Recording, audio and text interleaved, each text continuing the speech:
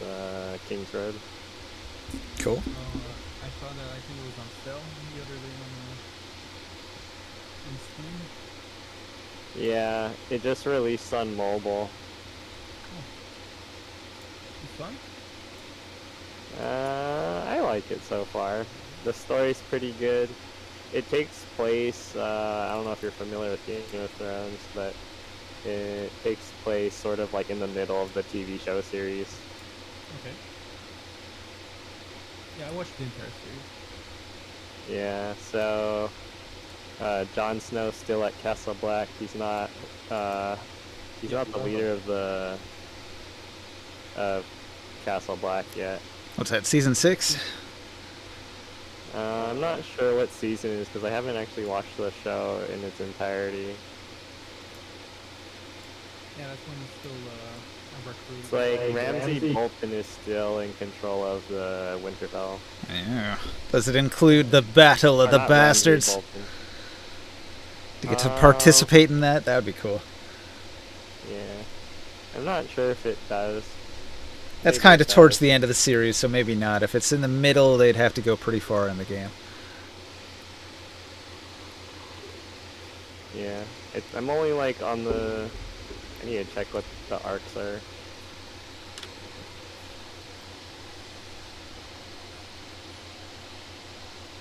I hope that if George R. R. Martin survives long enough to write the next book, I hope they have people that will like come back and remake the show. There's 13 episodes in the game, and I'm currently on the 9th. Ramsay Bolton is still the Warden of the North. Ramsay did it. Ramsay kills him, right? No. There are, what is it? Yeah, I lost my train of thought.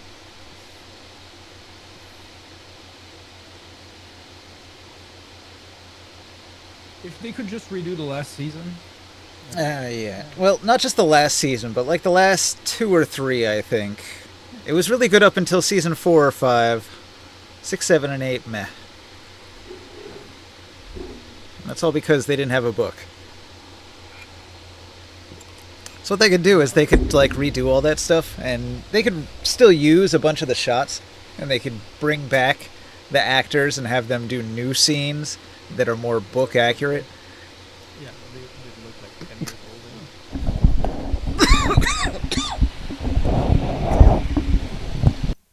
old. They look quite different now. Each one of those actors. It's funny, like the actor that played Jon Snow, like he was super hot like for a second after Game of Thrones, doing movies and stuff, and he kind of vanished like a year after. So you actually you don't play as Jon Snow. You play kind of like your own character. You actually get to do all the character customization and everything. And you're the bastard of a kind of like crumbling house called House Tyr. How coincidental. Does that sound alright? I had to mute myself. I was coughing. Test.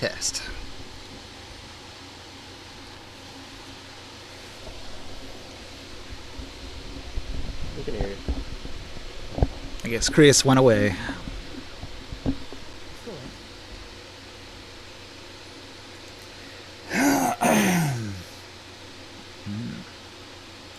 Coffee went down the wrong hole. That's never good. what was happening on this map, man? There's a lot of stuff that. I mean, this map is just... This is just letting you know the overview. So we're parked over here by the Black Spine Mountains for now. I gotta redirect on. Where is You see it over here? it? Yeah, no, I know that. I'm looking for. Ibane is right here. It's just kind of hidden under all this other stuff. It's all covered. Alright, so we're up the road.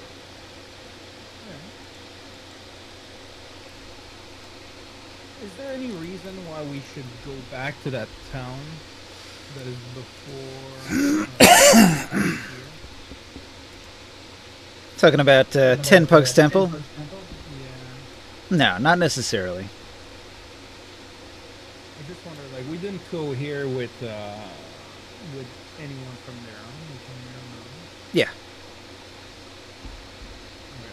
It's the mission before that led us here, but we've had some other trips around. I kind of wanted to backtrack a little bit and pick up, like, right where you come out of the gate. So, the party appears in the Underdark. You're in the Gith Plaza beneath the Blackspine Mountains. The flickering remnants of the psionic fire gutter across the cracked black stone like dying fireflies. It's silent, colorless, leaving behind only a memory of pain. You've all got headaches from the teleportation. You stand once more in the Sacrificial Plaza, the place where 200 Athasian Gith screamed and burned. Blood, bone, and soul torn open to fuel the Githyanki Queen's vile gateway. The planar gate is no more. A jagged circle of obsidian spines remains, half melted and fused to the stone like teeth in a dead god's mouth. Around it, the charred corpses lie where they fell in concentric rings. They are now bloated and ruptured after a couple days of rotting. Their skin is split open from the heat and the rot. The smell is immediate and revolting. Coppery blood, burned flesh, acidic bile, and something sweetly fungal like rotten fruit left too long in the dark. The thick Underdark air clings to your skin, warm and heavy with decay. From the corners of the vaulted cavern, the flutter of wings. The Var emerge, tiny, leathery things no bigger than a rat, their mouths ringed with barbed teeth. They seem to be swarming. They come off the dead bodies and swarm in your direction. What do you do? I'll cast a wall of flame in front of us. Alright. You start burning the Var. They're numerous, but a big area of fire does cause them to fly away. We could sacrifice all these bodies to the Lord of Flame. They've already been eaten. There's not much left. Oh. Some carcasses and their old belongings, I guess. Alright. So the Vor are squeaking excitedly as they flee from the fire. A few drop and burn in the flames.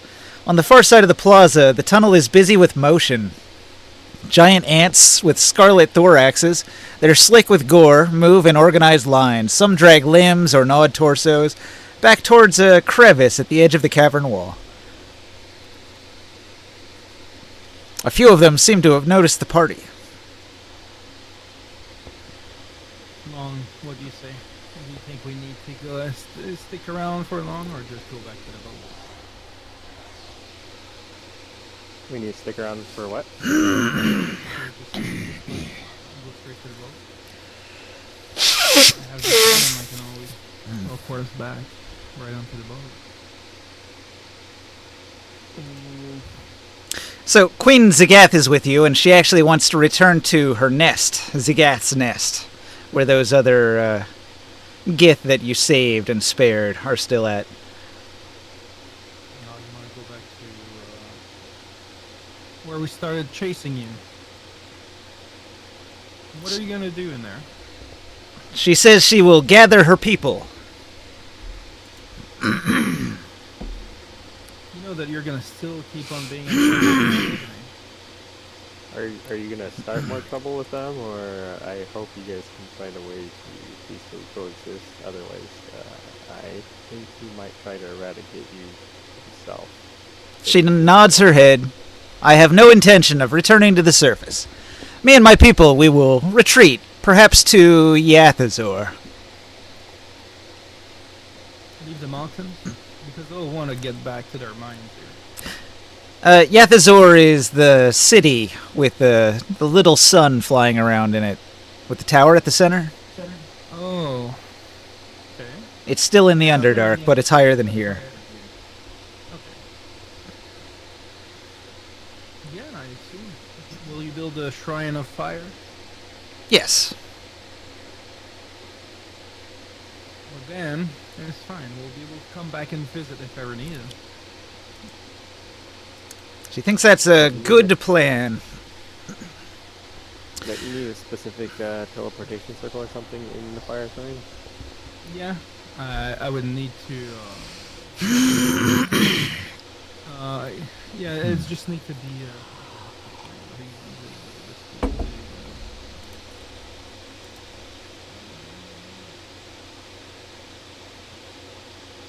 I'll have to read the spell.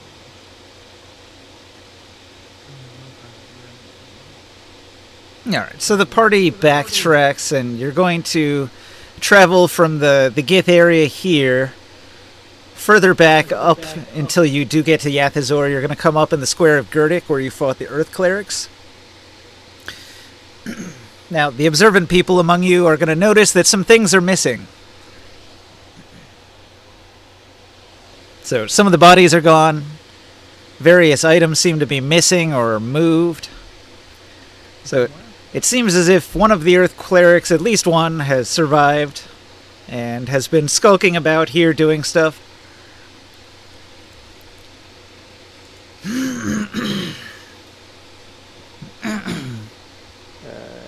Kotaku? No, you don't see anybody. Apparently they're quite stealthy. You've only noticed traces of their passing. Can I do an investigation to find out what specifically is missing? Alright. Roll it.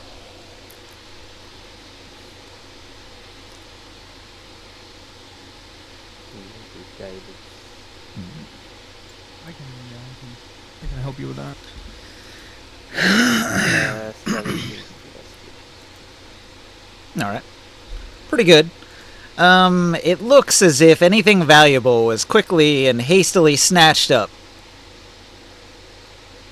Seems like a burglary job. Yeah. Yeah, it might not necessarily be one of those clerics, but I just hope they're not going to be a problem for you. Well, she looks around guardedly, but there's no sign of them, and so she shrugs. I think all will be well. I can handle myself. We killed our leader, if I remember well. And we don't like that, and we ended up having, get rid of the other ones. Yeah, you defeated several of the Earth Clerics, including their leader. A couple of stragglers in the cult got away to restart things, perhaps. Wasn't there one that went invisible and just we couldn't find it? Yep. Yeah, that might be the one. It's been a while ago now. Very long time ago. It's probably that strangler, the one that went invisible. I just watch out. I watch out because he's a sneaky one. He might cause you some problems. All right. But he caused a lot of issues, and I don't think that they'll want to show their face right now. Well, Screwed up the place. it's a big city, says Zagath. She intends to gather her people and move to maybe the northwest corner. So we'll stay far away from here. Yeah, you should probably keep some of those steel weapons. Defend what's the rest of you with those? Oh yeah? Are you going to leave some steel weapons behind? How many do you have? No, not from the ones that we got, but from the ones that we might not be able to gather from whatever we might have moved. All right. From the mines, maybe. Yeah. I think when you pulled out that fire elemental, it destroyed the machine, right? So they can't make any more. Yeah, I did. We did release the 2 fire elementals on that. Okay, so the party crosses Yathazor. The city has 3-story buildings with bridges in between. You encounter some of those flying creatures with the ability to cloak and blend in with the walls. They're going to attack, but they don't pose much of a threat, so if you want to do quick combat, what kind of spell do you want to throw at them?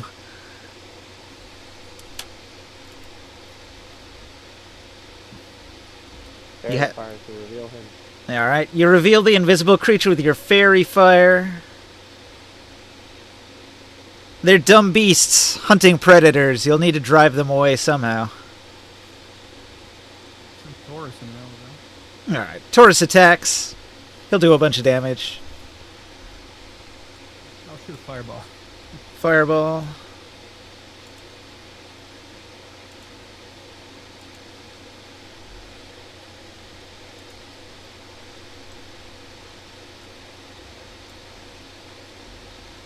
Alright, 16's pretty good.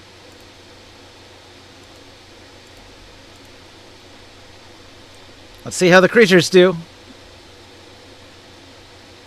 Oh, they did terrible. That fireball obliterated a couple of them. The remaining ones shriek and flee. Alright. You're able to cross Yathazor. It doesn't seem like any of the other beasts and creatures in the area want to actually attack you, aside from that one predator, the ambush predator. So you're able to cross. You get to Zigath's nest.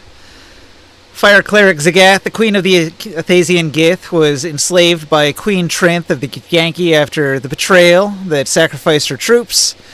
The heroes of Tyr made an alliance with her and helped her escape the prison in the astral plane. So she's thankful, and she'll command her Gith to cease their warring on the surface world. She swears to do this, so she'll spread the word to any Gith that she finds. She intends to rebuild Yathazor, or at least a small portion of it, for her people, and they'll live there from then on. She's going to gather her belongings from the destroyed parts of Zigath's nest. She gathers up what people have survived, the lesser Gith that were her kitchen slaves. They're there, cowering.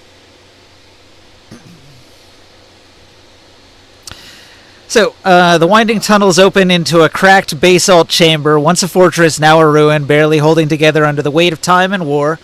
Melted stone flows like wax down one wall from old fire magic scars. The scent of ash and dried blood clings to every surface. A broken dais, half sunken into the ground, bears the charred remnants of an old pyre. Rusted weapons, shattered helms, and burned bones surround it in a spiral pattern, symbols of Zigath's former defeat. But now, dozens of surviving Athasian Gith are gathered, wounded, emaciated, scarred, but upright.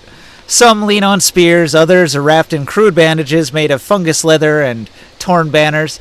These are the last embers of Zigath's people, and they are waiting. At the center, Zigath herself rises. From the molten stone and twisted obsidian, her form is regal, even in exhaustion, ash-gray skin marked by ritual brands. Her robes scorched but unmistakably queenly. Her voice crackles like coals in wind, and she says, "My children, the chains are broken, the deceiver Trinth is dust in the astral winds. No more will we burn for the dreams of others."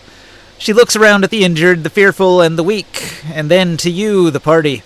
"The heroes of Tyr, firewalkers, god-speakers, Kank lords, you who shattered the gate, you have given us back our name. We are no longer prey, we are Gith of the Black Spine, and we will rebuild." She raises a cracked obsidian blade, pointing it upwards. "Let the surface tremble no more beneath our boots. We return to Yathazor not as conquerors, but as the broken, mending stone upon stone. Our war is done, our silence begins." Then she snarls slightly towards the pitiful survivors still crawling around nearby. "Even these may serve," she says. 3 runty, soot-stained Gith, barely the height of a dwarf and smelling of moldy soup, scurry out from the back, dragging a melted chamber pot and broken firewood bundles. "Your queenship! We cleaned the latrine rock! It only collapsed twice! We done good, yes! We saved the noble slop barrel from the fire, mostly! It's only half burnt!" A third Gith minion, missing several teeth and proud of it, he says, "Glory to Queen Zigath, the great cooker of skulls! We ready to haul dead bodies, or be them!" Zigath, with an exasperated but regal look, says, "They are too stupid to betray me. I suppose they'll do."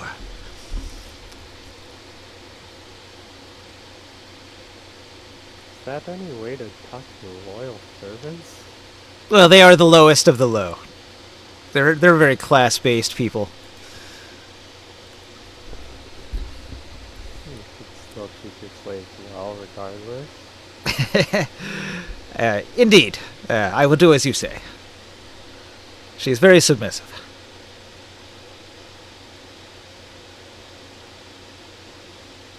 Well, you should leave you to your rebuilding, unless you need aid of us. All right. But we have other matters to attend to as well. All right. So the Gith have agreed not to wage war on the surface world. They're going to retreat into the hidden city that nobody knows about. And as long as you don't tell anybody about them, they'll stay put and survive. And Queen Zagat, do you by any chance know this spell given by our lord? Word of recall. Sure. Level 6 spell. A difficult spell, but she can do it. Well, if you want, right now I could open one gate to the Temple of Fire and Tyr. You could set up a sanctuary there for you, so you can actually teleport directly over there. All right. One more fire cleric to visit the temple. Yeah, and at the same time I can myself create a little space here in your temple where I can actually teleport back if ever needed. She would like that, but she must attend to her wounded people and see that they are going to survive and that they have a new homeland. Well, we can always help as well, but temporarily. I'm just saying in the future. Yeah. I haven't learned, so I thought I didn't know, but I did. All right. You gonna set it up so she can go to the temple? Yeah. I will set up a little sanctuary here. That way I can teleport back, and then I can bring her back. She can see Does that require much time? for the this no, not really. You just have to cast the spell? All right. Yeah, it's one item.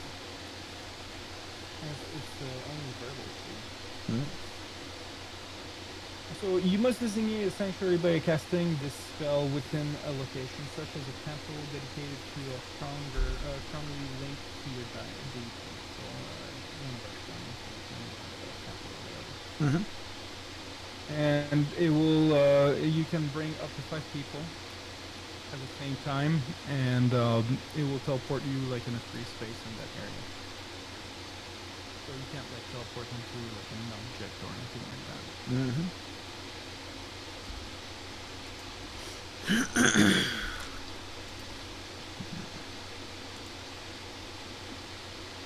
All right. Well, Zagath is going to cast some healing spells on her wounded people. See that they're patched up. I can then spare like some healing for you. All right. Yeah. Check off some of your spell slots. Hopefully you won't need them. No, I'll cast like one master wound. Ah, covering the whole area, getting all of them. Yeah, cast a a bunch of them. If they're low level, it is going to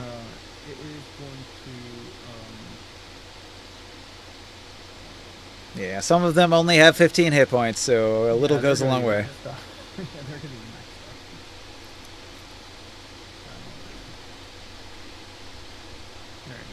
maxed out. All right. Is anyone in tier racist to be the Gap and her people? Oh yeah, all of them. Nobody likes the Gith. And for obvious reasons. They just waged war on everyone. A pretty bad one. Yeah, like the first time, like they were a little savage. The ones that we met the first time, early game. Yeah. Not many of them are as civilized as Queen Zagath. She is the most noble among them. It would have been nice to hear the story. Hey, Aether. The story of how they got taken over by the Githyanki. Queen Zagath is going to tell you that it came to her in a dream about planar travel, about traveling to the plane of fire and beyond. To travel there meant going through the astral plane, and while traveling through the astral plane, I sensed a call in my ancestral memories, a call from beyond that turned out to be Queen Trinth. It lured me and drew me in my astral form to go there, and there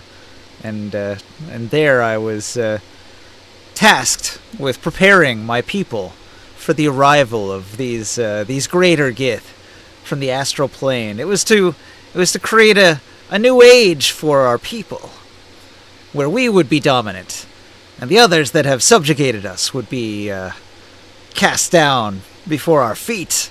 But we have amended our ways. We will learn to hide in the shadows. Well, I'm surprised that the Lord of Flame did not punish you for that, for believing in a false god. Wait, what is their god? Well, I mean, it's more ancestor worship than anything. Alright, well, that's why Fanatic. but I don't want you to skulk in the shadows. I will respond.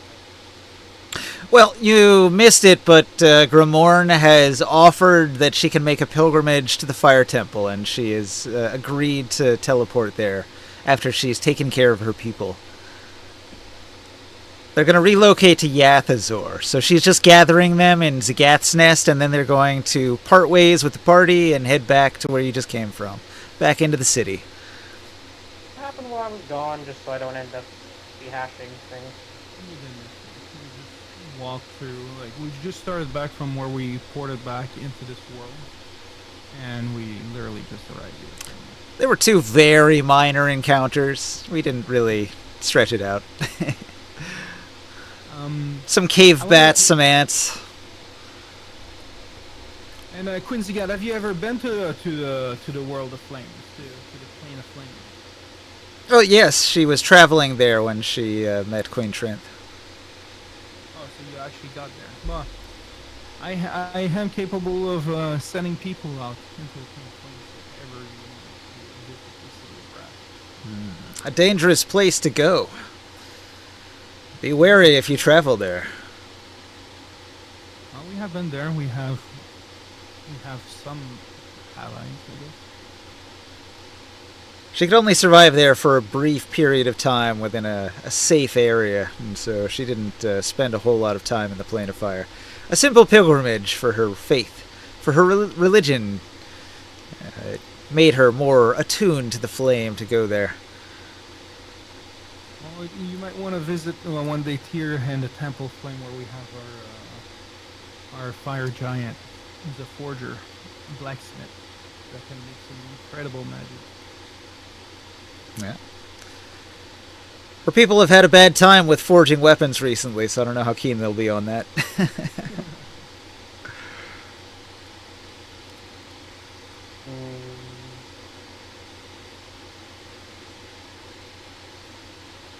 So I guess we're pretty much done here. We're just done. Alright. After healing the Gith, they travel back to Yathazor. They wave as you separate. You're traveling up out of the Underdark back to the iron mine in the Black Spine. Alright, so up and up and up you go. It takes quite a while. You are deep, deep underground. You get back to the surface, and you're reunited with Voxkra, the Templar wife of Nibene, leader of the Mine Recovery Force. She had asked the heroes to delve into the Underdark and finish the Athasian Gith off once and for all. So, Voxkra is quite pleased that you have returned, and she very much would like to hear a report. Did you kill all the Gith? Was your attack successful? No. They get wearing the problem. No? There was,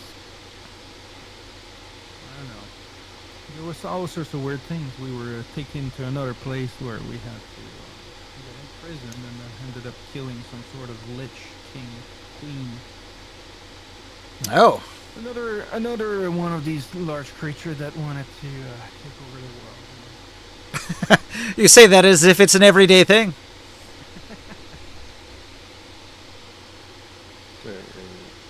There's all sorts of kings and queens now. They're all over the place. Voxcra tells you that she's still awaiting reinforcements from Nibene, but you would be much quicker at getting there and reporting yourself. Her slave warriors are cleaning up the mess of the previous battle here to restore the mine to working order. Her 3 guards are up on the parapet surveying the surrounding area. All seems clear, no signs of danger. You can see in the distance your airship is hovering. You could communicate with your telepathy and let them know you're down here. Yeah, I wouldn't be too worried from the get for now on. Though we did find some fanatic hurt cleric in there, and one of them escaped. That is the one thing I would be a little bit aware of, maybe to look after in my combat. The sneaky one that gets invisible and starts stealing things.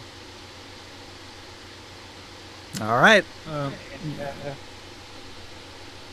I'll have Nibene dispatch some spellcasters that are able to detect invisible people. It shouldn't take us long to capture the thief if they get into our mine. Yeah, just be careful because they were not really believing in the Lord of Hurt, but they were believing in some crazy Hurt elemental that was quite powerful that wanted to collapse the mountain on their head at some point. Oh. I'd almost succeeded. Well, you've probably felt all the tremors. Ah, yes. There were several quakes. Yeah. Some large explosion. All sorts of things have happened. Yeah, hopefully the mine is still intact. We have to wait for more people to arrive. They'll send slaves, which we'll send down into the mines to do a full check. I would avoid the Underdark, though. There's still a lot of creatures down there. Ah, always. We will bring guards, of course.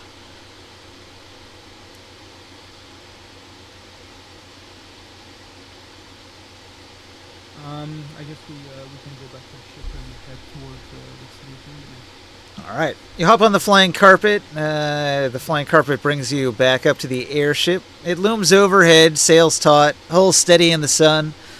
As you glide into view, a voice shouts from above. It's Niskit, the halfling lookout. They're back! I see them! The deck bursts into motion, ropes pulled, planks lowered, crew rushing to position. Poor Tinks, the bosun, flashing a grin, says, "Late but not dead, welcome home, Captain!" Sol greets her and returns to the deck. Larache, the sail mistress, is already calculating and says that the winds favor to the west. We can reach Nibene in 2 days. Grack thumps his chest. Gutho shuffles over with a grin and a skin of wine that he's drinking. Old man Raka nods. His eyes are sharp despite his years. He says, "We kept her floating. You better have stories for us." Oreg is there, towering beside him. She screams, "I got bored!" and she runs over and grabs Taurus, and they're happily reunited. The crew falls into rhythm. The ship knows who leads. The sails unfurl. The airship turns west, towards the black towers of Nibene. All right, so you guys have a couple days on the airship. Do you want to do anything? We recount our tale to the crew. Sol's not here. Sorry, there. In honor of Sol, I'm going to do a roll for his performance. We'll give him a guidance.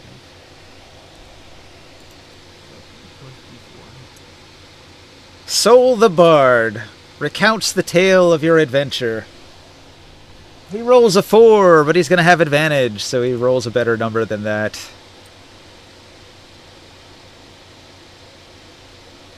Ah, 20. I knew he could do it. And he gets a +4, plus D4 from our guidance. So he's adding 6 from his proficiency, or 12. I guess he's got double proficiency in it, and he adds 4. So that's maxed out into the 30s. Oh He mentions details that none of us even remember happened. shit. Yeah. I think he's making up stuff. Sounds good though. I don't remember that, but that makes us sound awesome, says Taurus. Yep. Yeah, I really like the part where you lost your band that makes you smart. Yep. And we were teasing you constantly until you almost Oh. I guess Taurus has had time to reattune to his headband, so he's smart again. yeah. Morgan's like, huh? Did that happen? I'm Oh old. Everybody is shocked at how old Morg is. Oh my god, what happened? And then when that part of the story comes around, they're even more shocked. Is that even possible? Something can age you with an attack? Yeah, I'm living proof. Yep, you are significantly older than when you left. I guess we can show some of the artifacts that we brought back too. Pretty fucking. What facts did we grab? I don't remember getting any over the course of this. Well, there's that staff from the Lich. Yes. There is. Well, hold on. Let's not just call it a staff. It's been identified. It is a proper rod of rulership. That is no minor item. That's true. I haven't even read the goddamn thing. What else? I have the hashes of the Lich. Yes. Pretty sure no one around here has seen that before. Powerful spell component. Like burned dust. Yep. We got our melted golden armor. There is also the. Is that gone? You're gonna be using that stick though. The rod. Wait, is it a metal rod? Probably. All of her gear was precious metals. It's probably made out of gold and silver. No. It's got a big ruby on the cap. What, the one of leadership? Yeah, rod of rulership. Oh, I thought it was you. I thought long you. Because I was wondering if like druid, if there was a thing like druids can't use spellcasting or something if they have metal. Oh. Well, this is not an item for me. To be honest, you don't want me not with the curse that is on it. I don't think that would be the sage thing to do. It requires somebody with a strong will, a high wisdom. Otherwise, the rod will rule them. That's not a problem, but I have my staff of elemental of fire, and it's been blessed many times by the Lord of Flames. It shows me the direction to grass at all times and protects all of us here. It makes my spells even more powerful. This is not a weapon for me. I'm not a king anyways.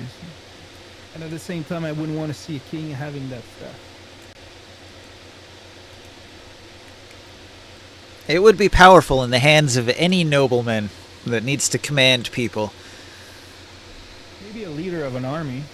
For sure. The leader of an army could really benefit from that rod. It just says that druids won't wear metal armor, but it says they can use metal weapons. Yeah, there you go. Could use a metal rod.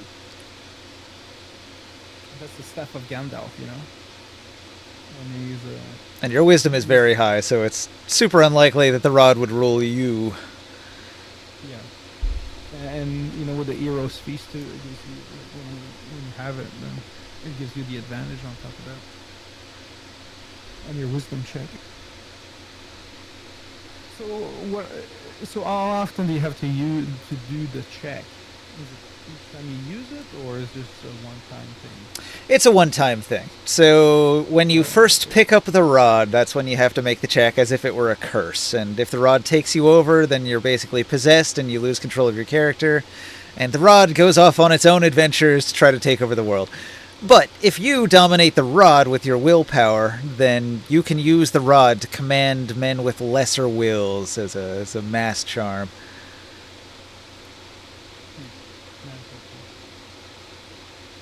Yeah, you guys don't want a fire cleric fanatic to have that.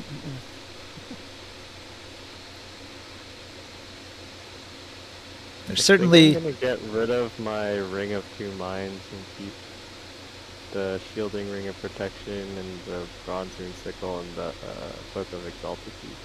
Alright. I guess it hasn't come in handy enough to have two spells going at the same time. Concentrate on There two. were a few times I did, like just this adventure that we had. Yeah. I used the sun beam, and also Oh, a double concentration spell? yeah. It's a broken item. It's really powerful. If not, I'll probably get rid of the Shielding Ring. Because I don't want to get rid of the Bronze Rune Sickle, because that's the thing that helps my DC on my spells a lot, and also the... It's true, but your That's a spells don't result. fail very often, do they? Eh, What's your DC? It's like 20, right? 23, something like that? with the Moon Sickle thing, now it's like 23 or 24, Yeah. especially since I have higher wisdom now.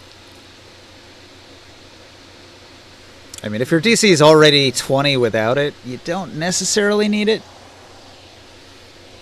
Yeah, my stuff gives me plus on that too on this stuff. So. My DC and my attack, so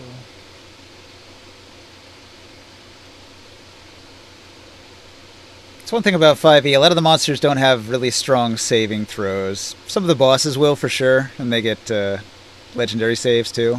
But a lot of the regular run-of-the-mill monsters tend to be really pushovers when it comes to spell DCs. There you go. Hey guys. Welcome, welcome. You alright? Did you just finish smoking like 10 packs of cigarettes? Pretty much. You're not sick, are you? I know you work with Yeah. kids, and kids are always sick, so I would imagine you get everything that comes around. Well, I would I hope had you could survive. Yep, sounds bad. I had pneumonia, but Shit. and I thought I was over it, but it's gonna stop eventually. I promise. I was coughing a while ago too, but I was inhaling coffee accidentally. you're not the first one to hear that story, Will. Like lately. It's kind of sleeping, I guess. This is productive though. I'm getting a lot of stuff out. Not that you wanted to know that. Big phlegm. You know, lungs. Hockaloogie. Oh, Well, just so you catch up, Will, we came out of the cave. the closet? No, I'm sorry. Before we got to leave, Queen Zagat, the bit fire cleric lady, decided to try to retrieve into the cave on the underground there and bring back all of her the stranglers that were left behind of her race. Yeah. We met with the spy from Nidane, the lady that was sent in to, I don't know, assist or whatsoever, and to figure out what was going on. We're on the ship. Sia rolled a maximum, pretty much, on It's like a 36 on his performance. on his performance to tell to explain to go over the tales of what happened in there for the crew. So it's been pretty spectacular, and we've been nerding out on some gear. Where Long, I think, is going to be using that Staff of the Ruler. Pretty much it. A couple of small encounters, but like, fast fights. Right. Quick combat against bats. Where was the card that had that item? definitely. I think I put it in front of Curious over here. Is this it? No, wait, wrong side. Is this it? This one. Yeah, that's correct, everyone. This also has the Vorpal throwing blade on it and the gold ore from the armor. Yeah, that's right. That's what I pulled from what's her name. I did Trent. grab the armor. All right. Morg equips the Rod of Rulership. Are you going to use it? Do you awe everybody with your rulership?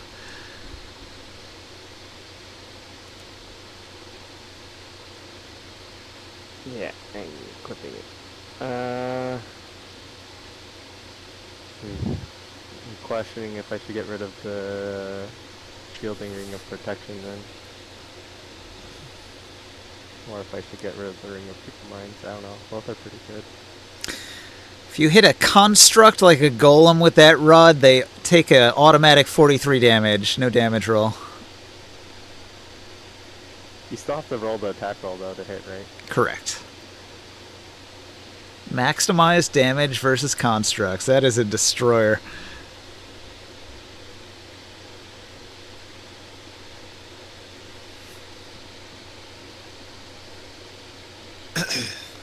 Pretty powerful as a sundering weapon. Maybe not the most powerful sundering weapon that's been in the game, but one of the most powerful. Maybe second best. It's like a +3. Yeah, it's +3 It is a weapon. +3. Yeah, that's awesome. And you got the Vorpal throwing blade. Me, yes. Yeah, It's like animated or something as well. Yeah. That could be very useful. Good distraction. Right. So we are on our way where? Going back to Nibne. I put the card on your table.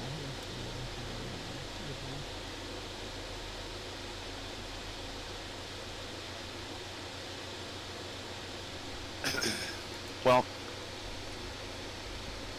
my understanding is that our current issue is we are concerned about Boris across the east because he's kept before this sending a lot of threats to us. Draxon's spies attack Tyr. So Oh yeah, the Olympian style armor.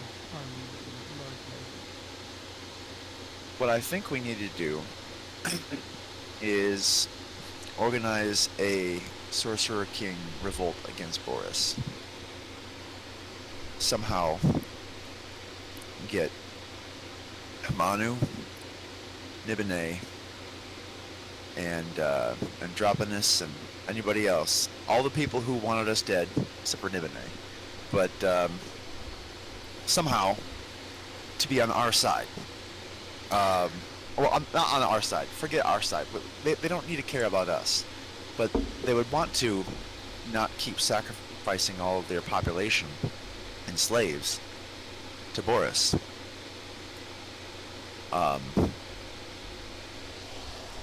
That's going to have to be someone not me to orchestrate. Yeah, that's still a thing happening in the background, is that Boris is collecting his 1,000 slaves from every city, and because Tyr isn't sending its 1,000 slaves, then all these cities have to send like an extra 100.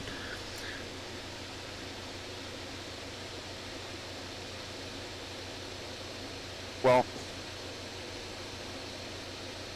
what if instead of you guys having to send, we're not having this conversation right now, but what if instead of them sending an extra 100, we commit the forces of Tyr to a fight against, is it called Erdraxa? Yeah. Or The city-state Erdraxa, far to the east. It's pretty hard to get to. You'd have to travel across the Silt Sea quite a ways. a dangerous journey. Your airship might not be well suited for it. So how would the armies of the West go against the East? Like how? I mean, we can't all go on airships, and I'm guessing it goes so deep that you can't just use silt skimmers. So how would that work? Do we have proper ships? I mean, the ships would not make it through the silt. The silt is some kind of not quite water, air. We would need the silk skimmers. But silt skimmers roll across the bottom of the silt, or the bottom of the silt sea. So the way Balak would do it is they would have those undead Rosetta war beetles that are the size of a building, and they would build a platform on top of it, and they just walk across with that. Don't we have that giant lizard too that we captured? Yeah. So it's shallow enough to go across on the back of a Rosetta war beetle. A lot of it is traversable by giants. Giants can walk through it. How strong is Boris? Boris is Yes. the most powerful dragon, more powerful than Nibene. The most powerful being on the planet, on all of Athos. Yeah. We could rebel. Well, that's what I'm trying to say is, if we could somehow act as shadow ambassadors, or shadow, act like, oh, Nibene definitely wants you as an ally against the fight against Boris. Come on, you should agree to this. And once we all get these different missives guaranteeing forces, pardon me, we then reveal the entire hand.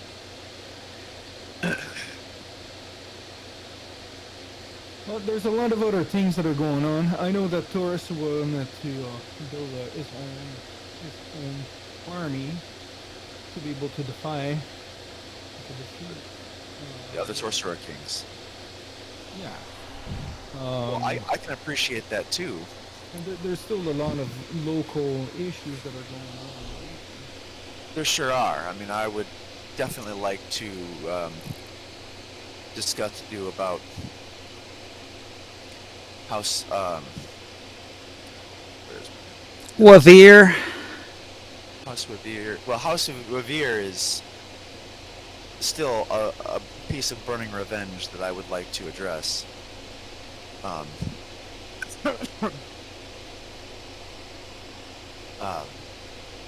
But Turax, Minthrim, Tirthani, the houses of Tyr, that is also something that needs to be taken care of.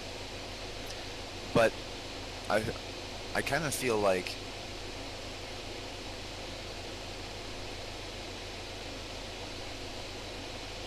that's all. I mean, okay.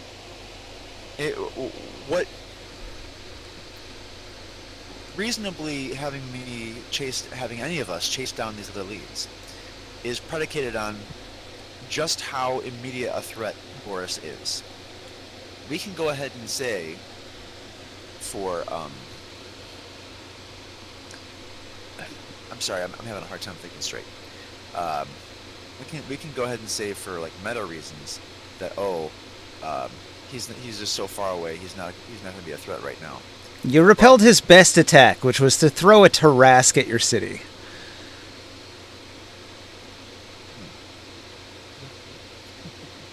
That is true. I hadn't thought about that. Well, it'll take some time, I think, for Boris to maybe even recover or build his own plan. Well, he doesn't have another Tarask, so he's going to need to come up with something better than that. Yeah, which is most likely going to come down with a giant army. Or come himself or something like that. Right. So maybe he'll come to you instead of you having to bring an army to him across the very dangerous Silt Sea. And to me, we're not there. We're not ready for that. I don't know that we have the strength for that. Yeah, that's probably going to be the end game, is that the army of Boris comes from the east and just starts conquering everything, moving west until it hits Tyr, and then you just have to fight him. We also want to reinforce our alliance with maybe some of the Sorcerer Kings. You've kind of helped him out quite a bit here with the mountains, and you know that there Yeah. is that force of undead that is moving across the land. And I think this undead sorcerer king wanted to reach the dead lands of the south. You can't let that happen because then he would be taking over a giant army of undead creatures. What else was there? Ringside had a holy vision of that place to the south. Wasn't there three of us that had holy visions of some visions of Yeah. When you have a bunch of clerics and paladins in the party, they tend to have holy visions now and then. Was there a reason for all of us to go down there, or was it just for him? I can't remember. Mostly for Ringside.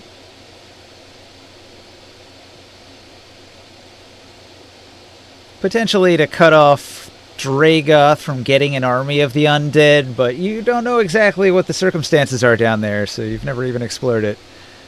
And Dragoth's area of influence is marked on the map as that purple sphere. So he doesn't go that far south. He's a problem, though. He's sending his troops of undead, causing some trouble. Nibene is getting some pressure as well from gold. Is it gold? Yeah. Which I have my intent of revenge, and that's what's right at some point. I want to burn down that magical tree. Alright, so you guys are on the airship and you travel for a full day and a night, and you're flying over Bremel Pass. And Bremel Pass is the site of the war, where Nibene personally appeared with his army to confront the Gith army, and he unleashed a very powerful spell here. And you'll notice that the terrain is ripped asunder, and the forests underneath where you're flying have been ravaged by defiler magic and are completely destroyed. Like a real natural disaster has unfurled here. This area is wiped out. It's really, really bad. Now, This is why I don't like us having been so close. as you're flying over, an owl flies over to the ship and lands near Morg. Morg, there's a strange-looking owl.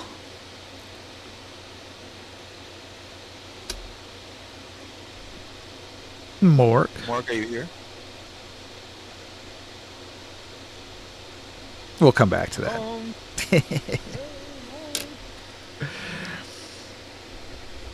Well, I'm gonna go walk over to it and animal handling. No, you don't see it. Who added? Oh, I don't see it. Nope. Oh shit. I heard something about an owl. Morg, there's a strange-looking owl. It flies over to you. I try to speak with the animals to talk with it. Alright. The owl tells you that its master has sent it very far to find you. Why are you looking for me, and who is your master? And how did you even recognize me when I'm so old? Master Enola sent me. Master Enola is the great master. The great druid. The powerful druid of the Dragon's Bowl.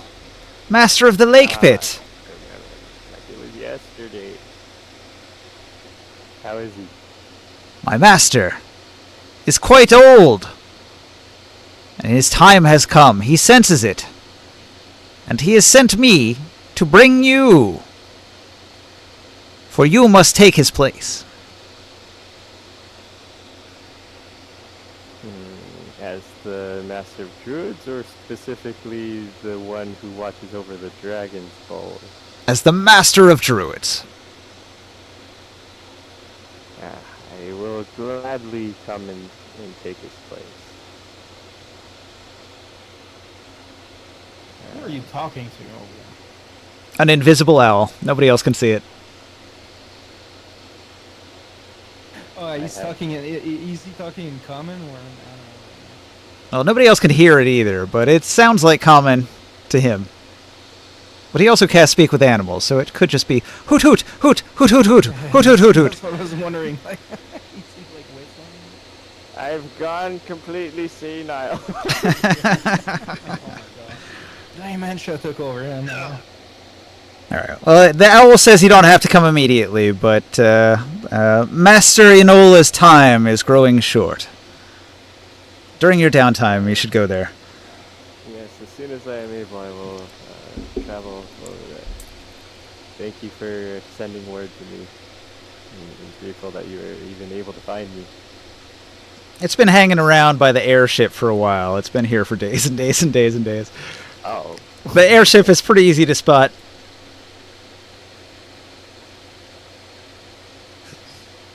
There's a lot of magic involved, too.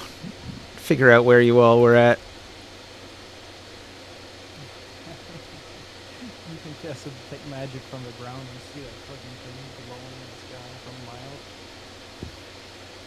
from miles.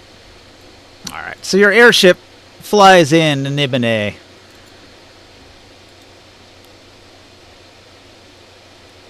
And we land to the port of Nibene. You behold Nibene! The Iron Gate. You crest the ridge and you see the city of Nibene, rising like a black jewel set in the ash. The land around it has been blasted to ruin, rolling hills of cracked obsidian, withered trees like charred bone spires, swirls of dust that no longer carry the scent of life. Here, the war with the Gith ended or was annihilated. The ground is veined with magical burn scars, each hundreds of feet wide, and you pass pools of glass melted from raw arcane fire. Defiler magic has despoiled even the deepest roots. Every cactus, vine, or weed crumbles to dust at a touch. The walls of Nibene stand untouched, black, monumental, impossible. Beyond that, the gates of the inner city are open to you and you alone. You are given an audience with the Shadow King. You are led into the inner sanctum, past silent Templars with obsidian helms, into the central spire of the Nagaramakam, the palace of the Sorcerer King. The air grows heavy, not with heat, but with presence. He is aura farming on everybody. You behold Nibene. He does not walk, he materializes, a figure of shadow and sapphire fire. He's 12 feet tall, wrapped in floating scrolls of enchanted scripture that orbit his body like moons around a dark star. His voice echoes not in the air, but inside of your mind, ancient and resonant like obsidian grinding on obsidian. His true form, the dragon within, is barely held back. Draconic eyes flicker beneath his human mask, and for a moment you see translucent wings of psionic energy that stretch from his back, folding before him. An illusion spreading out around him that adds to his aura. So each word he speaks ripples with the weave of magic in the air, and the walls bend slightly as if reality itself fears his displeasure. Nibene says, "Ah, my favored blades return, and the land is poorer for it, but I am richer. You have torn the Githyanki Queen from her throne and saved my iron from falling into enemy hands. This pleases me." He floats a step closer at the ground, crackling softly beneath him despite never touching it. "I had thought you might die in the dark, but no, you are more useful than even I imagined. The world stirs, tyrant kings awaken, and you may yet slay one." He raises one arm, and 1,000 golden glyphs spiral into the air, burning with arcane light. They take form. Rewards offered like sacrificial boons before an altar. "Let it be known," his voice resonates throughout the land. "Grimorn the fire-wrought, Orin the wind-blade, Morg of root and flame, and Ringsight the skyward are lords of the obsidian marches. A manor house in the noble district is yours to claim."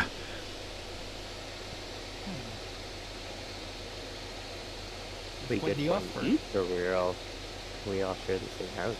Nah, you all get your own manor house. Does it come with title? Or- Yeah, the title of Lords of the Obsidian Marches, which is the surrounding area around Nibene. Quite the honor. Yes, so you get title, you get house. Your house comes with hirelings, 3 skilled, 15 unskilled. There's 4 expansion units that you can build into. Instead of the typical library that one of these noble estates would have in the book, these have each been equipped with a sky dock. So you can park your airship directly at any of your manor houses. That is pretty amazing. Well, Nibene has been trying to mass produce some of these airships, so he'll have a fleet of them. So making a bunch of sky docks makes sense. How many airships have they made since we've been gone? That is a good question. Lord Nibney, is it possible to get an update on the battleship? Looks like 5. Wow, they've been hard at work. And any update on the battleship that we ordered, the giant ship that we wanted to build? Not much time has passed. I think you still had some time on the clock for that one. Yeah, we did. We put the order right before. A lot of real world time has passed, but not a lot of in-game time, so that's still ticking. I want to ask Nibene if he has been threatened by Boris, the Sorcerer King from Erdraxa. Who hasn't? Boris has not been more threatening than normal. I have provided the excess slaves he has demanded.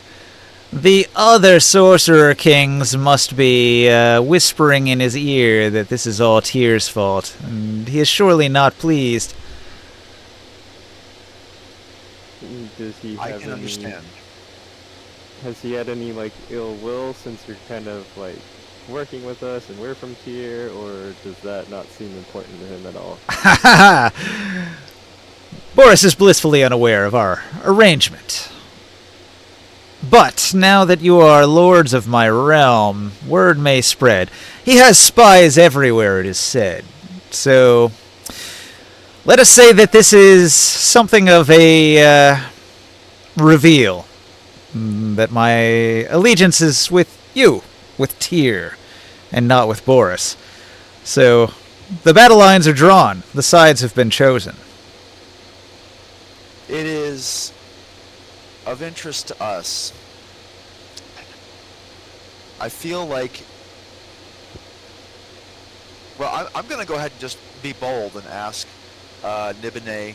I will say, would it be possible to unite the other Sorcerer Kings against Boris? And I'll try to say that in... You know what? I'm going to do that not out loud. I'm going to do it telepathically. So to try to reduce the amount of chance of being overheard. He laughs. He laughs. He says, "Surely not. The ego of Hamanu will not allow it.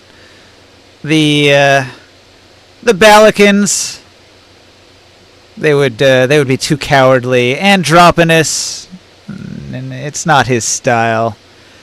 Tecta Title is a follower, a sniveling worm that obeys Boris's every command. He would not disobey Boris. The Oba of Gog is a wild card. She does what she wants. Nobody can say where her true allegiances would lay, only with herself, surely." And probably against you. Oh, yes.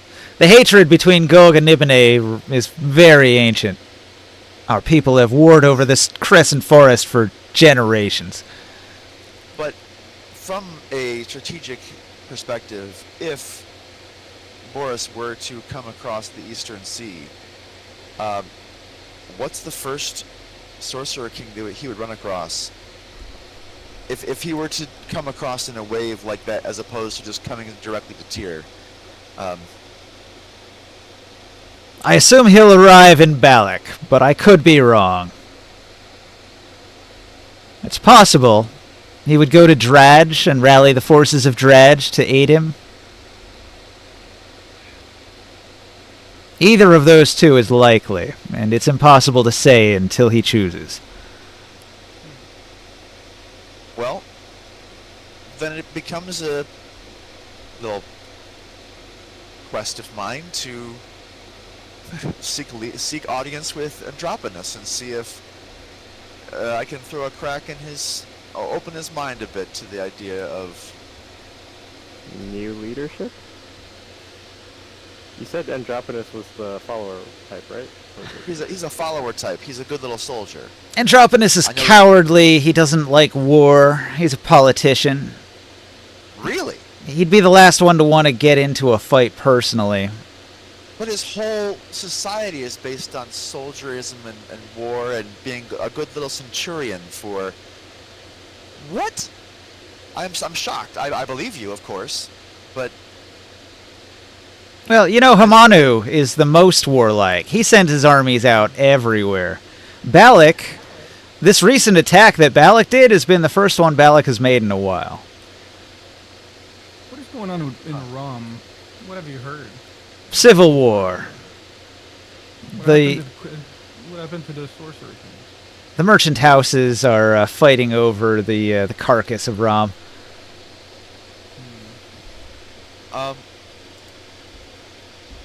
And what would it take to take the sorceress of gold down?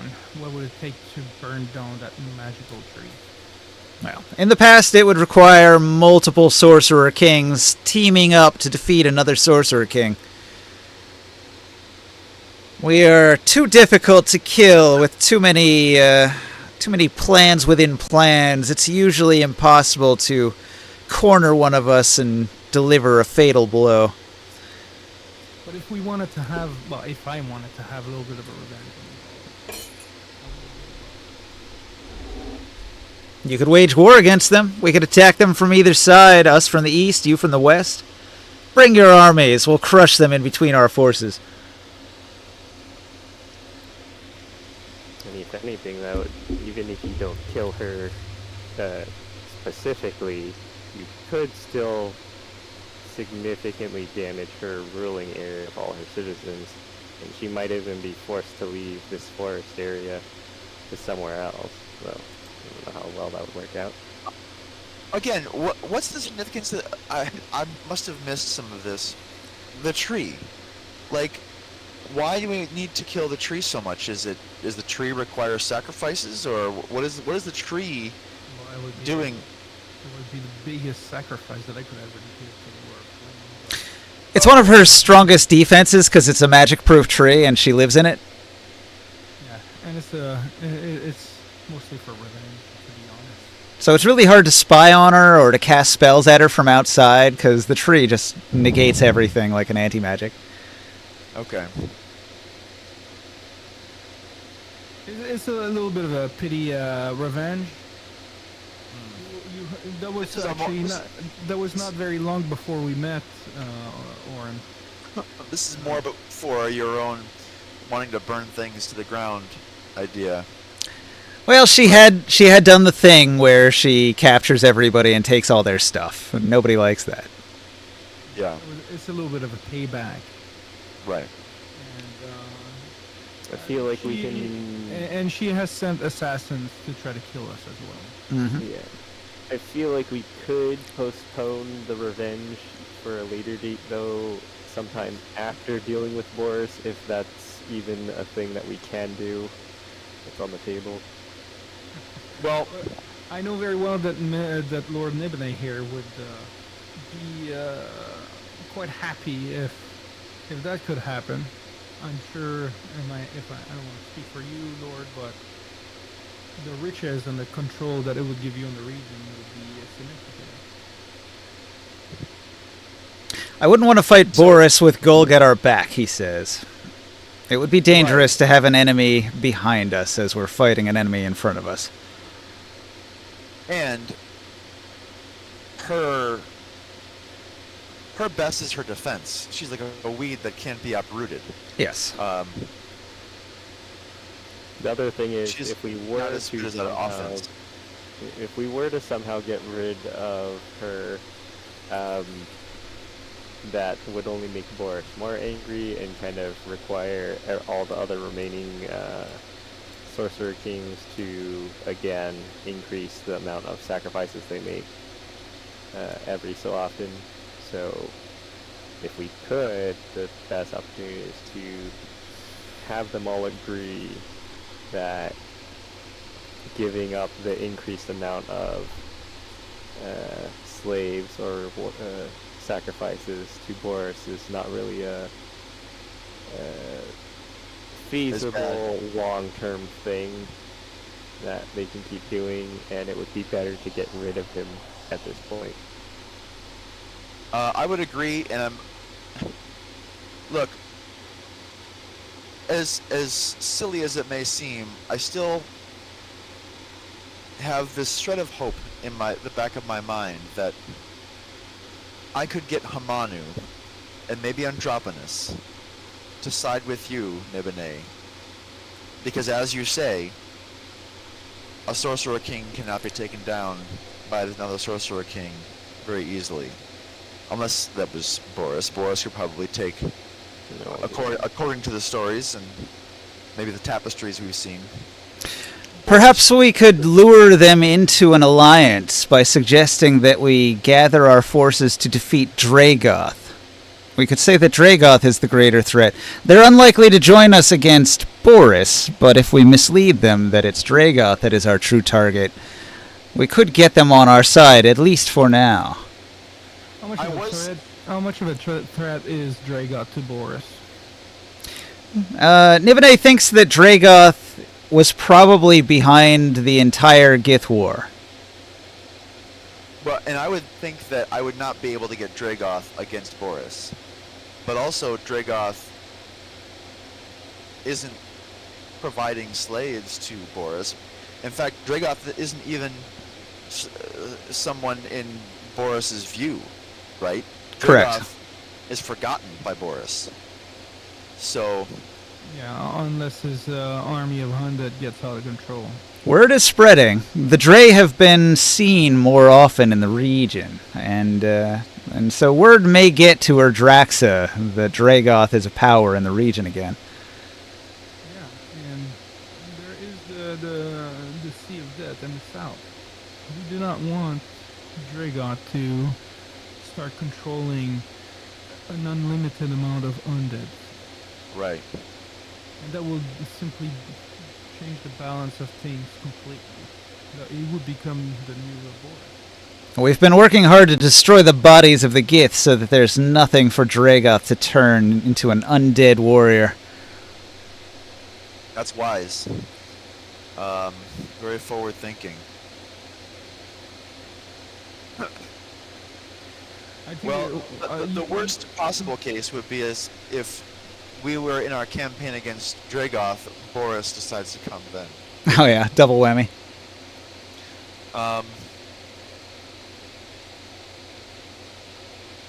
Well, so I feel like that settles it. Our allegiance and alliance with you is solidified.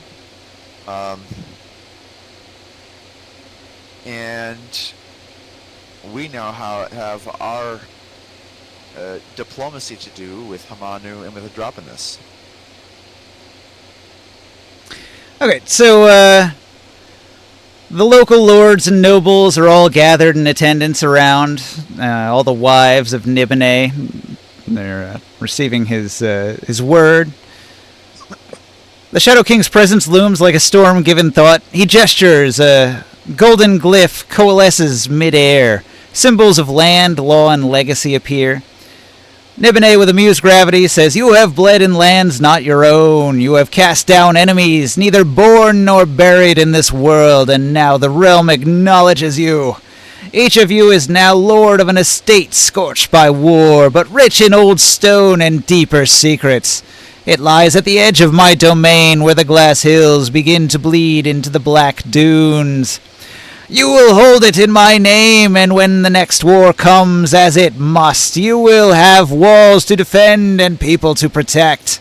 That is power. That is service. Go now, lords of the Black Spine. Let all know you were not broken in the deep. Nibene informs the new nobles, that all free citizens and nobles have been ordered to serve in Nibene's defense. Templars are busy organizing into part-time militias and regimenting training sessions for the common folk. The threat of Dragoth is being taken very seriously. Nibene sees the Gith attack as a likely first attack provoked by the Dre operatives of Sorcerer King Dragoth. So, also I've got the little note about the estate. So if you want to expand on that, I'll drop it into the Discord. There's the estate detail. 35,000 CP value. Bling bling.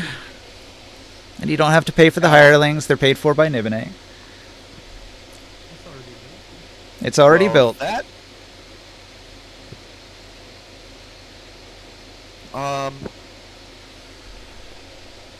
Paid for by Nibene, huh? Yep, you don't have to pay any of the hireling costs. Everything's covered.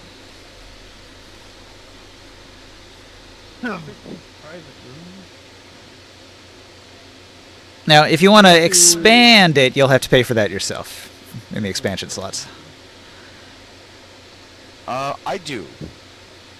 And, I don't really want to, like, let out that I'm entirely spying on Nibene. I just want to make sure... Well, okay. Actually... You're spying on everyone. I don't really need to maybe spy on him as much as I need to just go ahead and... Is there any way that I could trust my own senses when I'm listening to Nibene and it's like, okay, yes, he really does believe in our roll an insight. Partnership. That's an insight roll for sure. Can you tell anything about Nibene? Well, but that's the thing is like, okay, with knowledge, I'm gonna roll the insight, okay, to be sure. But I'm looking it up as I go. But oh jeez, well, here we go. I'll throw a dice at it if it matters here. Yeah. Okay.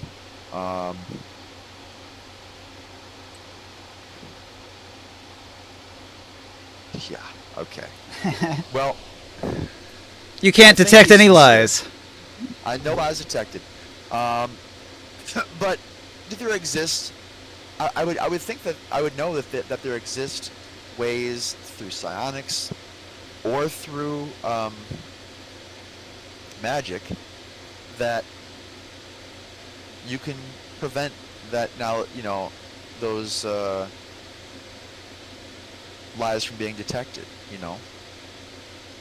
Yeah, there's an amulet that's like proof against, or maybe it's the mind shielding amulet. There's an item, you wear it and it prevents anybody from using truth telling spells or anything that can read your mind.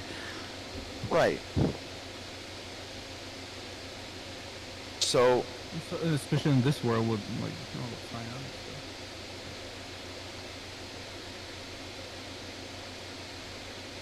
stuff. I just would assume that even if I did have a great insight on a personal level.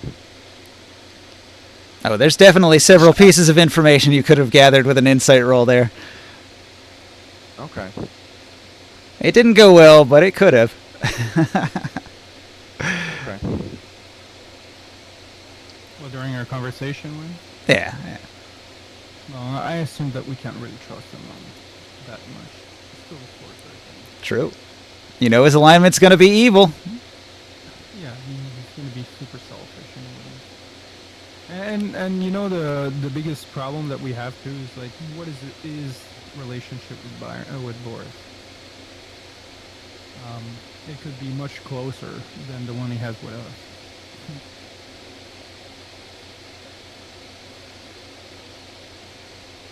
Well, he says that the other Sorcerer Kings either express loyalty or fear about Boris. He hasn't let on what he feels. Right. I don't know. He's an ally until he stabs us in the back. Right. Well, in either case, whatever. I don't know. There's We like have nothing. mansions. Right. And I was wondering, Morg, you there?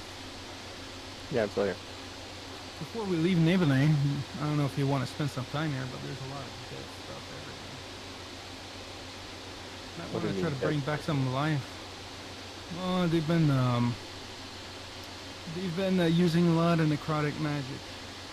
Unfortunately, after Defiler magic has killed the plant life, it does not come back. There's not much you can do. It's salting the ground. Yep.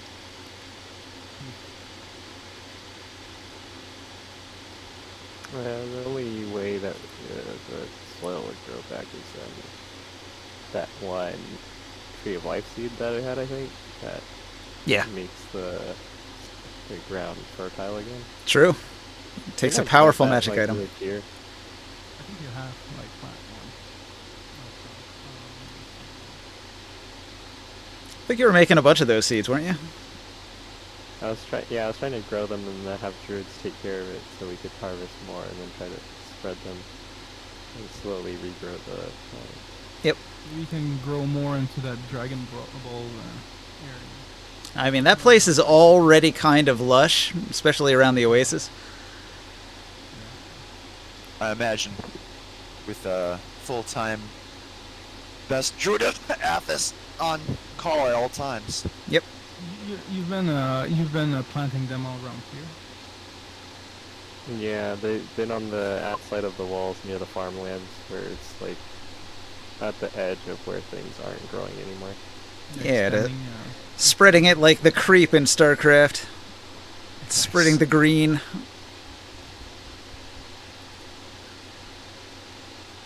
well, there's always that. We can help with that.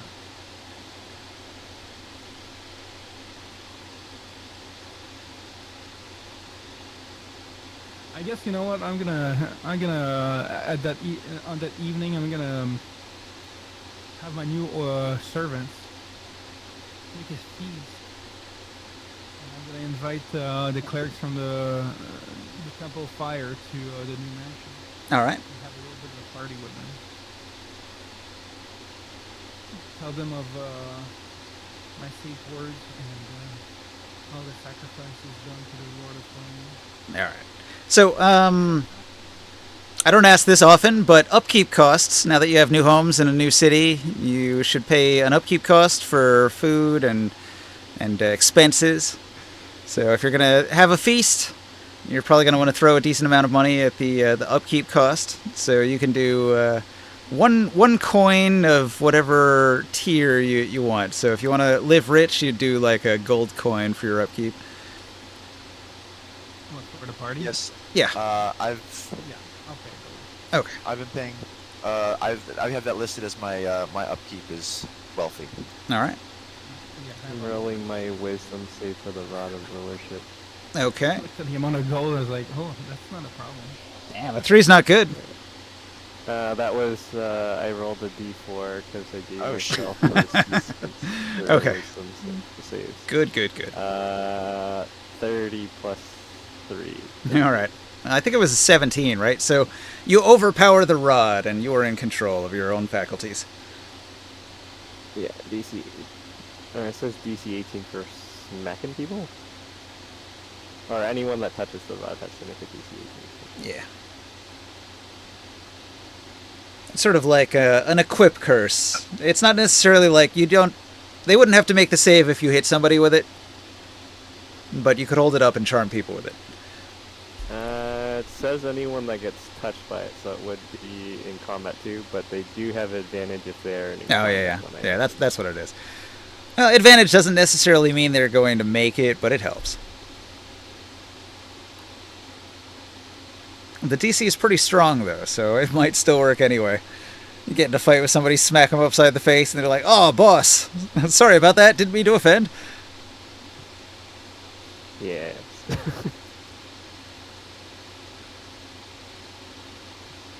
Before Grimorn is going to go into his temple, I'm gonna tell him I will try to invite a lot of the townspeople to your ritual, and I'm gonna go into the market square and present the staff, and use the rod of rulership to command all the people that we are having a festival to come and join and be merry and see the spectacular sacrifice that will be made at the fire temple. Oh. I guess I'm gonna be spending more than a gold ninja. So I don't know if the townspeople can make 15 DC wisdom saving throw. What are you That planning to is, sacrifice exactly? I don't know. I do have a dead body in my bag somewhere. Are you sacrificing the lich ashes? Like, No, you're gonna burn it not extra? that. No, not that one. But I. Shit, what did I? What did I Basically, I'm just trying to get you the lots of viewers in the ritual bonus. Yeah, that's almost a guarantee. If you can use the rod in a crowd, you can get them all. I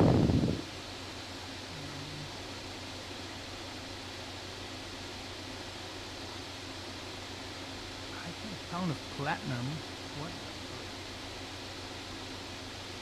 Triple chain mill. Oh, I'm gonna have to go through all this shit. Did you want to do a sacrifice here, or do you want to wait until you get back to tier for that? No, I'm just no. We'll just do some advertisement. I'll feed the town. All right. Yeah, you throw a housewarming party in your new manor. I'll spend like. Oh, Nibide? Yeah, I'll spend like 5 gold. Nope. Big spender. All right. Everybody eats well tonight. Yeah. Well, he's bringing half the city to the freaking. Sure. Big parties. I mean, it's like 6 mansions, but sure. Yeah, exactly. So. You guys own a city block in Nibene now? Yeah. Well, I can do fireworks. You know. Block party. People will enjoy that. And the other thing too, at the same time, like we're not just the heroes of this, but we kind of saved our city too at some point. Yeah, previously. The attack of the zombies. So. The Zwoon. Yeah. So and I have a cleric of flames on the ship too that can shoot some fireballs in the sky, from the ship. And a little bit of fireworks. Nice. They put on a display. We'll have Sia do one of his performance. Oh boy. We're gonna be. Okay, go ahead. I need to figure out. I need to do some accounting here. I probably got some gold from this last adventure, and I don't think I wrote down any of it. So, I've got items and things, right? Yeah. But in the trek through the alternate reality, I think you said it was Forgotten Realms, but not that I knew where that was. But it was Astral Planes. But we were going through. You passed through the Feywild for a moment. But for Queen Zagath, and then I know that there was some gold gotten, but I don't have it written down here. Yeah, Chris has the card with the gold on it. Do you want to split up the gold while you're in town here? That would really help, because I gotta figure out how much, because I currently have 0 money. I blew it all on NPCs, so I need to. I spent the gold, the last gold that I had, on the monthly upkeep. But if you could let me know that, because I need to open the Stronghold book, right? About figuring out about expansions. Yeah. And trying to, because I'm going to be trying to expand the Watchers. My spy network, Dunai. Now, Dunai's. I believe you guys also are in possession of a very large number of steel weapons, so you could easily Yeah, pawn some of discard those the- if you need money. So, this card has the Aberration Greater Axe thing. That one is worth quite the penny. It's difficult to say where we're going to be selling that if we can. Oh, you know what? That was the one that you were going to sacrifice because it's super evil. Yeah, okay. We have the Asteroid Scroll, and we have an Asteroid Grimoire, which those are. I think there was some. That was the Grimoire that the Mind Flayer was looking for. I'm not sure what the scroll is because my character wasn't really interested in that stuff when you guys were looking at that. Oh, here we go. Asteroid Loot. There's 11 steel longsword, 18 steel throwing knives, 5 light crossbow, 5 quiver of 10 steel tipped bolts each. Those are pretty good. Here So, we have. before we go through this whole list, should we just get the CP value, or is it half value? Can we, roll and negotiate for higher than half in terms of sell value? Sell value, let's just go with half because there's a lot of stuff. It would just take too long to make rolls. Okay. And too, like, you guys gotta decide too, like, is there stuff that you're keeping and not selling? Of course. So steel weapons have their player's handbook value in actual gold. I do not have this. That's not me. I never found this. Maybe it's you. But there was 71 gold, and there was a pit treasure, a bronze ring with a fat orange ruby set into it, a masterwork bullseye lantern, and 71 gold. Special, I guess, it's special. Spelled, but whatever. So every one of those spears is worth 1 gold piece. Yeah. Like actual gold, not copper. Right. Um, So like 100 ceramic pieces per spear. 8 dead lizard, 1 pound each. What? 6 dead giant spider. What is this card? Yeah, probably something to eat, food.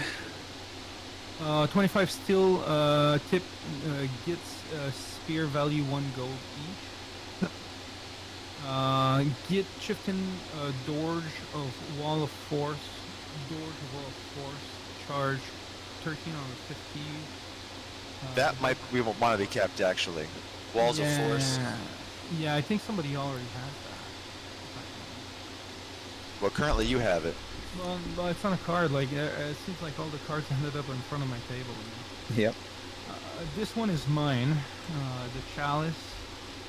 It's worth like 5 silver. And then there's like the divine sensor metal sphere. That thing I stole from the cleric, and we used that. I can't remember to infiltrate. I think I had that on me. I kind of wanted to keep that as a souvenir. I guess it's not really worth anything. And then there's some stuff that I'm keeping. The Lich Ash. Well, I don't know. It really depends. Like if we can get like a magical item out of that. Like there's parts and stuff like that I collected. I don't have the Lich magical staff. That's gone off my card. I did pick up the melted armor. You got this water cleric mace that's worth 35 gold that you could sell. That's not me. I'm not the one who picked that up. Well, it's sitting on your table. Somebody picked it up. It's probably something that Taurus has in one of his bags, but he's not here to pull it out, so we could just use these cards. Was this one? I think so. Yeah. Yeah, I don't know what that is. That's not something you would use. That's a water cleric item, so if you want to sell it for some money.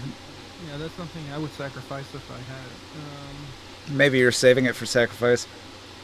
I want to sacrifice the evil eye thing. I Oh, the eye axe. Yeah, that's a good one. That's a high CR item for sacrifice. Yeah. What the fuck is that? Where's this one? Two Agaless Shackle. Slad Ring. What is that? Where's the card? Bloodstone, Magic Style, Slad Enchantment, and Insidious Curse. When a Slad casts a natural spell using this ring, he had a +3 to this DC enchantment, and the target disadvantage on setting Pearl. That's not me, but here there's like Overseer's Large Treasure Hoard, 10,000 CP plus, to a collector book of Enlaric, whatever the fuck that is. History of Git-Yang. No. Do you want to sell that to Nivene? He might buy it. He's a collector. That's what I was thinking. Is a lot of this stuff is more for collectors than it would be just for Like a that random one. merchant. That one was a loot item. It's valuable and light enough to carry. So it's really meant to be sold for money. Okay.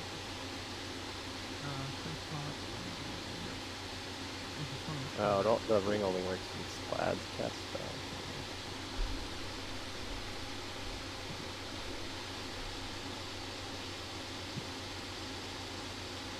Yeah, some items that only work for monsters you can sell.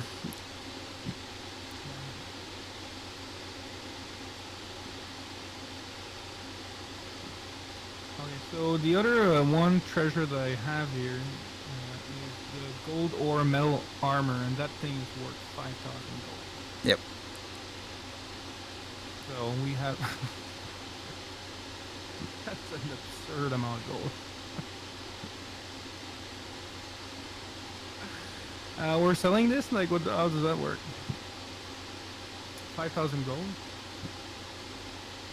Well, Will is saying he needs money, so if you want to sell some stuff. Yeah, I'm just gonna go ahead and knock off all these things on my card, and Gold is gold, so you can basically just use that as cash if you just want to divide it up between everybody. Alright, so we divide that between 1, 2, 3, 4, 5, 6. Taurus and Soul, both being generous lads, they say, we don't want to share. We're retiring. Oh, so divided by 4. Yep. So you can have the what is 5,000 divided by 4? 1,250.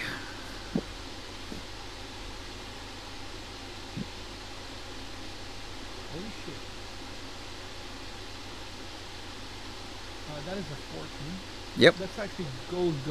So how many CP is that worth? Yeah, 2 zeros to the end. So 12,000 CP. Yeah. Which is enough for one expansion.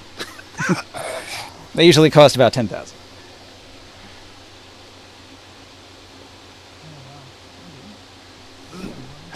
Okay. So that's removed off my card.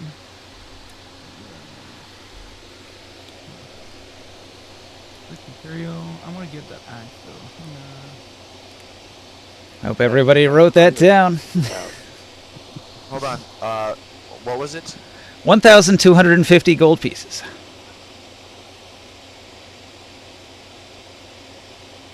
That's just the beginning. Which card is the axe?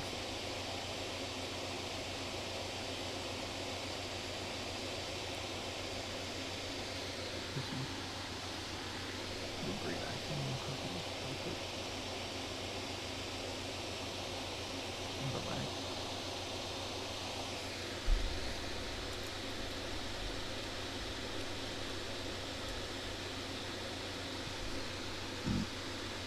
The axe. I've got this frost lichen ingredient.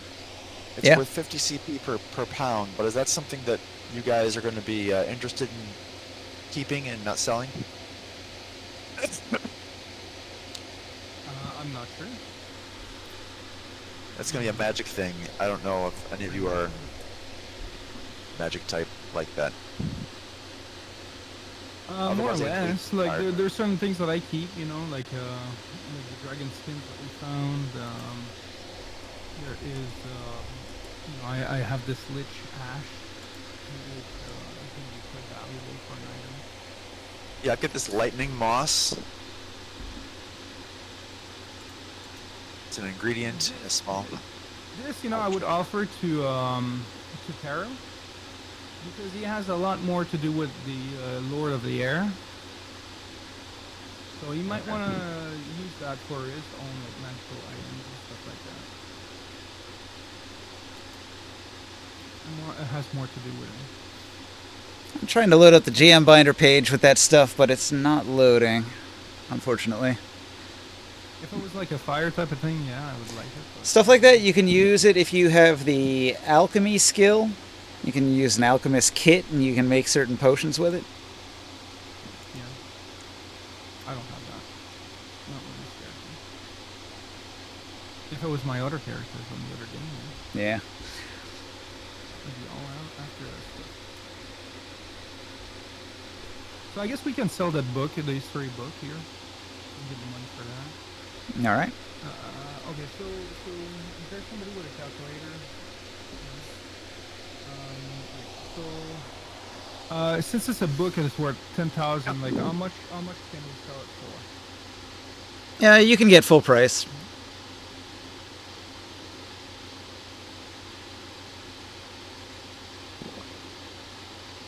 I only have this one card on my. Okay, I can delete a couple of cards here on my side here. They're locked, but with the looted buildings, this is I think when we were going through the GIF area. That's tallied up, and Are we selling this Grey Slad Greatsword, the necrotic and 3d4+3 slashing damage, special heavy two-handed, masterwork, negative energy infused? That one only works for slads, right? And you don't have any fighter Yeah. anymore, so We should sell that yeah, probably. and get half price for this one. Yeah, you get half price. What's that? 11,325. Do you want to sell the Ageless Shackle since you can't use it? Where's that one? That's another 3,370. So half of that would be 1,000. What is half of that?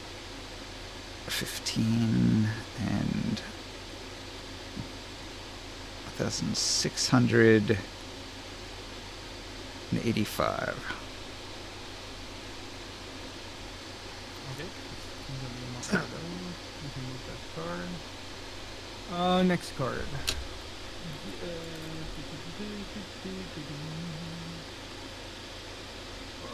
We want to keep that wall of force, you said. Yeah, it's a Dorge. It's like a wand. It's useful. It's got charges. It's 25 still. Okay, so I know that Taurus. I don't know like how greedy we want to be with all this for everyone here, but I know Taurus wanted to build an army and he wanted to use a lot of these spears made of steel. Uh-huh. So I don't know what you guys want to do with all that. If you want to sell it or you want to keep it for that. We have probably like 30, 35. Like there's quite a bit. Like if you take a look at this card too. There's like 11 steel long sword, and there's 18 steel throwing knife. The longsword would be worth 15 gold each. That's a lot of money. Yeah. What do we- I'm gonna delete this card here. The sun, the one that I took care of. I can give you guys the split.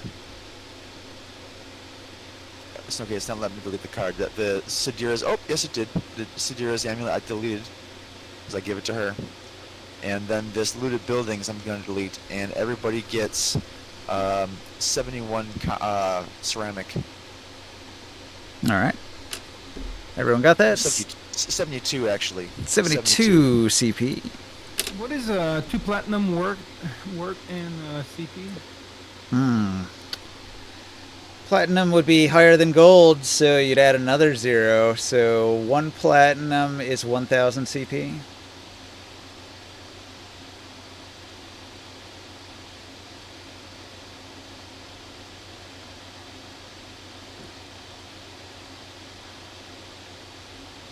However, platinum being the rarest metal on the planet, you might want to save it and turn it into something useful.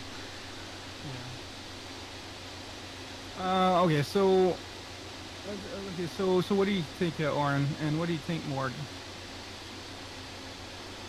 About what now? about all these steel spearheads, all these steel swords, daggers? We have chain mails made of steel. Weren't we going to kind of donate those to the tier army? Or That's what I'm asking. Like, are we going greedy, or are we like donating all this towards our army? It's worth a ton of money, but if you give it to soldiers, they would be some of the best equipped soldiers that you could possibly have. I mean, what is money except a vehicle to get to buy other stuff? There's just a route for force. Yeah, you could sell a expensive steel spear and buy like 100 regular spears with it. Nah. do we even have 100 soldiers is the question, though. Yeah, I think Joe said he was planning to hire a bunch of people, so he's going to have an army eventually. Yeah. That's what I'm saying. Like, do we want to keep this? Like, do we have enough of gold ourselves, or and we want to have this for like some RP, or that's kind of the question. Yeah. Okay. I don't know if I should just have this off camera. Like, I have all this stuff that I've done and spent in the year of downtime, in terms of how many employees I have in each of these locations. Yeah, in terms of NPCs. So some of them are level 1, some of them are up to level 3, some are up to level 5. Okay, now I'm not quite sure how that works when, okay, the rule you had said for the downtime in the Grit and Glory, I believe it was that each week spent of downtime you can be like carousing and gaining these contacts, right? And it was like, okay, you get like a level worth of, like, you roll a dice to how many levels worth of people you have. Like, that's kind of how I was understanding it. Yeah. So, okay, so that's accurate then. Okay, so, I don't know. We could streamline it if you just want to hire a bunch of people. You're going to have a big chunk of downtime here. Right. Once you get to tier, you guys have free time to do whatever. So if you just want to say that hire 100 people, we could just say eventually you get 100 people. Okay. Well, so I'm going to have obviously a lot of presence in tier and a lot of presence in Nibene. Mostly my spies will be trying to seek out threats against Nibene and against tier, but some of that spying needs to be against Nibene as well. Trying to have maybe one of the Templar wives as an informant, if that's possible. Maybe. They're very, very loyal. It would be tough. Okay. Brainwashed child soldiers are very loyal. Yeah. Sorry, what? I said brainwashed child soldiers are very loyal. Why did that come up? We're talking about Nibene. All the Templar wives. Sorry, I'm willing my attention, but I was brain-drained by a long period of boredom and frustration. So in Nibene, whenever anybody shows any talent, they get, like, if they're female, they get taken to the inner city where they are married to Nibene. And they become his Templar, and they're raised from a very, very young age to be super soldiers. And they gain all these magical powers from Nibene, and then they go out on his missions as agents. Oh darn! It's he called for the lady, darn it, Yeah. lady of the Well, week. I'm gonna need to spend some time in Nibene's court, and not courting the Templar wives, but getting to know them and talking to a few that might appreciate our now heroship among Nibene, and get us to kind of more see eye to eye and maybe share some information about what kind of things have been going on. All right.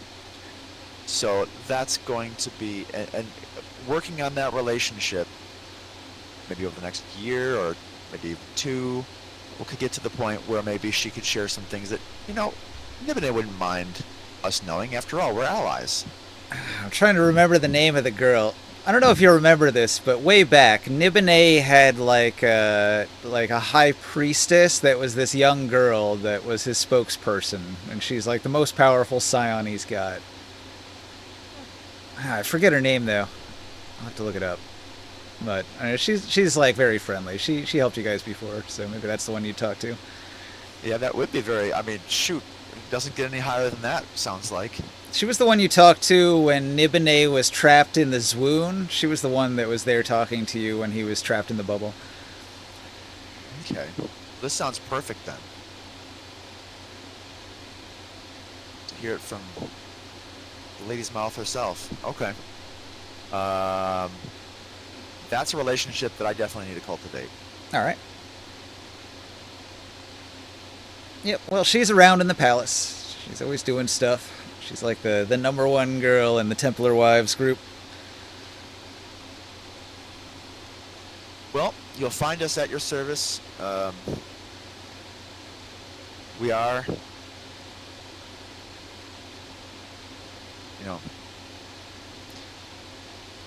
we have sworn allegiance. I don't say fealty, but I say allegiance to Nibene. A military pact. A defense pact. Yes. That's not how I say it, of course. I'm maybe a bit more diplomatic than that, and I'll go ahead and, I guess, make a roll for that to see how that goes. All right.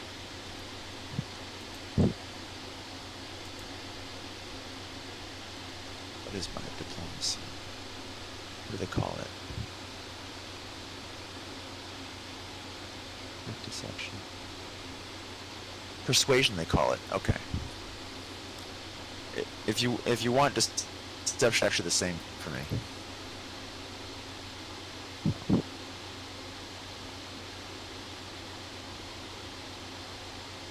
And I'll be using a dice every time I ever talk to her. I'll be using a Sonic dice. Mm-hmm.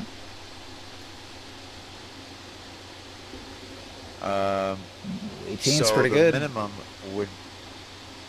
No, the minimum would be 10, 15. Well, 16, and then I rolled a. So it'll be a 26 then. Nice. Because the minimum, reliable talent type stuff.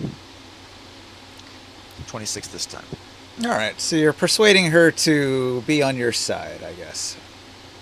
Yeah, not just to be on our side, but to let us know the musings of Nibene.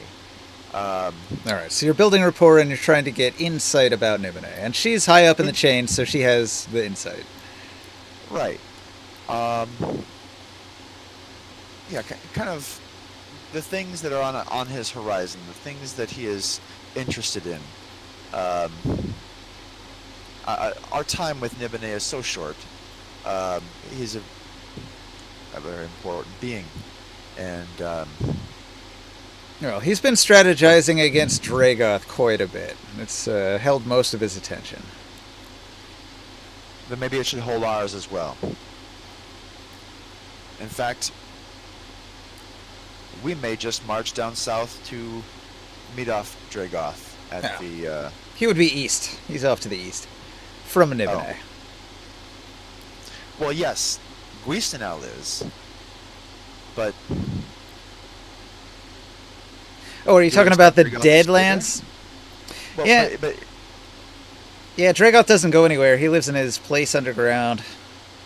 oh, okay. He might send agents out. He's sending his Dre out to do things for sure.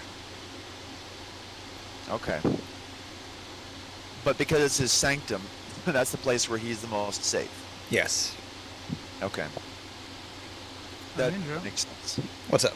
This pit treasure, the bronze ring with a fat orange ruby set into it, like how much would that be worth?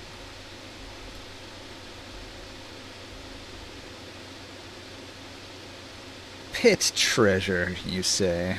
Let me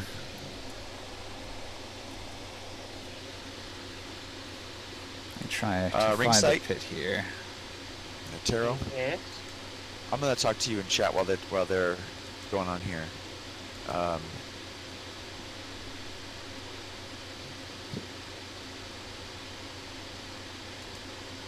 I'll just say this here while they're not talking.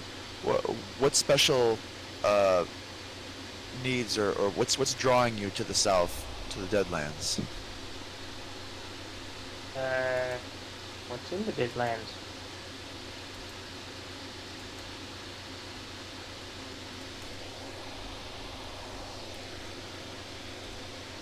You had a dream about the winged elephant spirit being there. Right, vast, thank you. Alright, so... sorry to interrupt here. So regarding all these steel weapons and all that stuff, okay? I don't know if you guys want to, like, let's try to decide that. But here, Taurus on the card here, Joe has his own stash of steel spear and stuff like that. So, do we want to just leave him with what he has and then we sell the rest, or like he collected here like 34 spear, iron spear, a bunch of shields, and all sorts of other stuff here.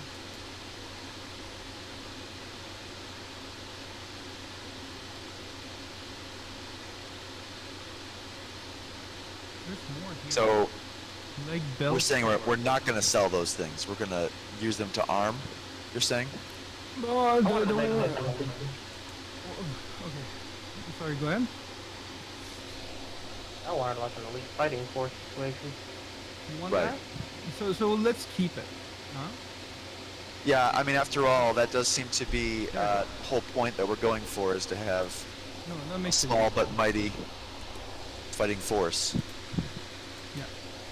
What is this here? Ilitis steel breastplate value 692 gold. We're selling that.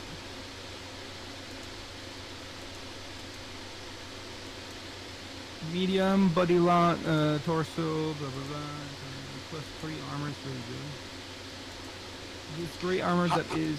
How about we just break down all of this into a you already have a numerical value associated with it, right? Yeah, I'm calculating all this. It's just like I need a little bit of feedback on what we're selling here. So here's my streamlining of this to keep us moving. I say we don't sell it, but we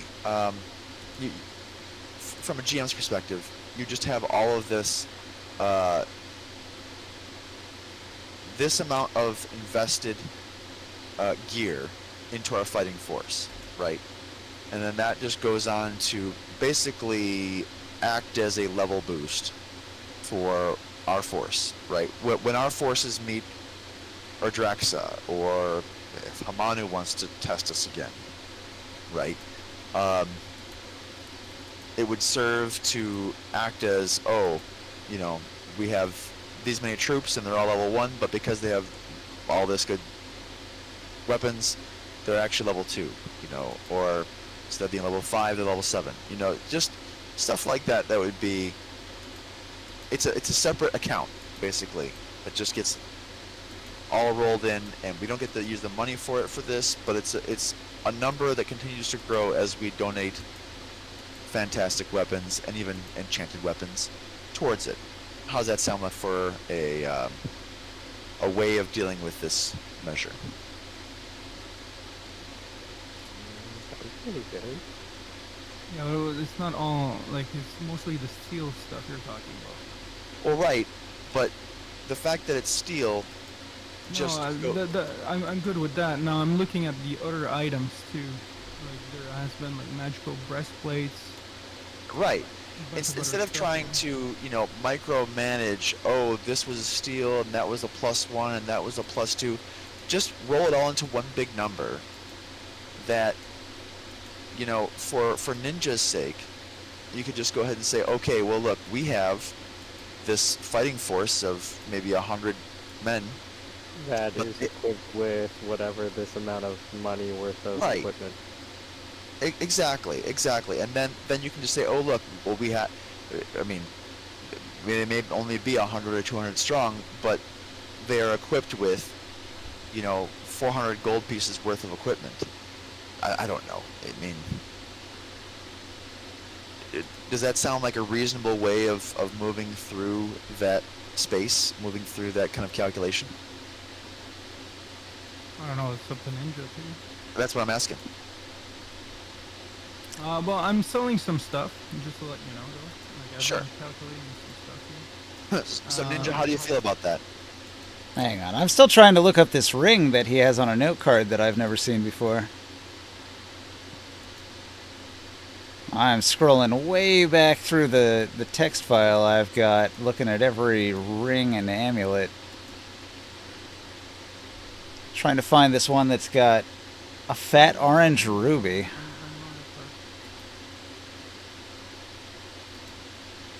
Ring with a fat orange ruby. Where the hell is this ring? And what pit is that referring to? There was also a masterwork bullseye lantern.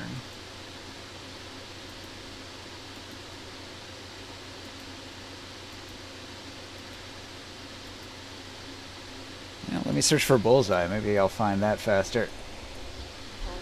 Cannot find bullseye. Nope. What about lantern?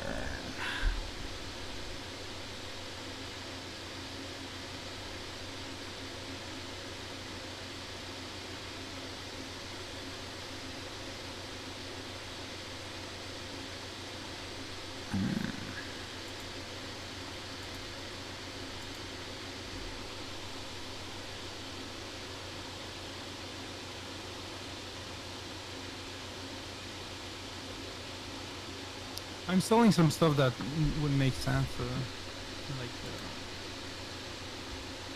Let's just say this ring's worth 100 because I can't find it in the notes. like 100 what? Yeah, 100 CP.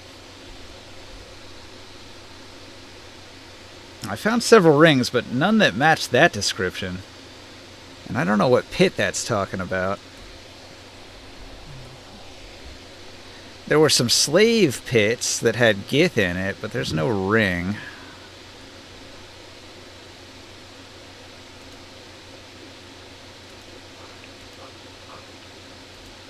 Ring of Four Winds. That would be something for us. Or a cool fighter.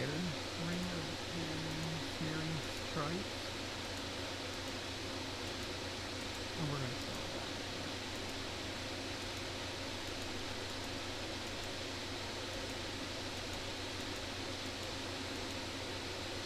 Trying to search a text file for the word pit, and it's finding every word that has pit in it, like despite.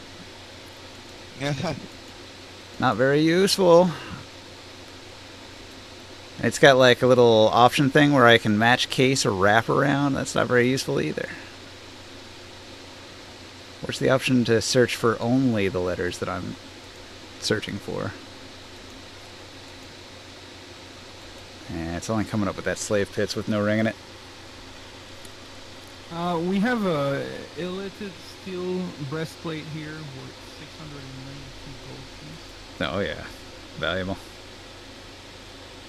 You guys want to add that to the pile, or do you want to go over what you're talking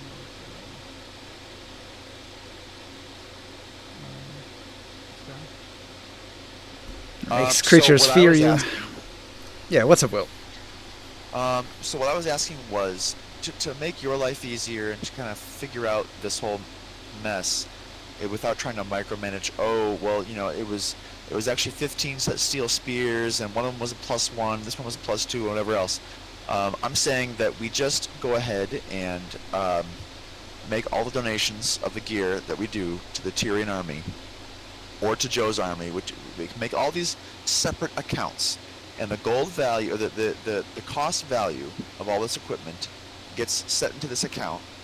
And then when it comes time for an actual combat to happen between us and maybe, or Drax's army or Hamana's army, whoever it is, right? We just say, okay, well, we've got 100 soldiers, but they are equipped with, 400 gold pieces worth of extra weapons, and some of them are magical, and all of that serves to, give them, instead of being, level 1 soldiers, they count as level 2, or instead of level 5, they're level 7, whatever it is. Point is that would serve to streamline this whole process, give you an idea of the overall investment amount, and give a way to, from the seat of your pants, go ahead and say, okay, well, they get a +3 for their rolls here, because even though they're this level, they have this much gear that's so much more superior to what we're facing.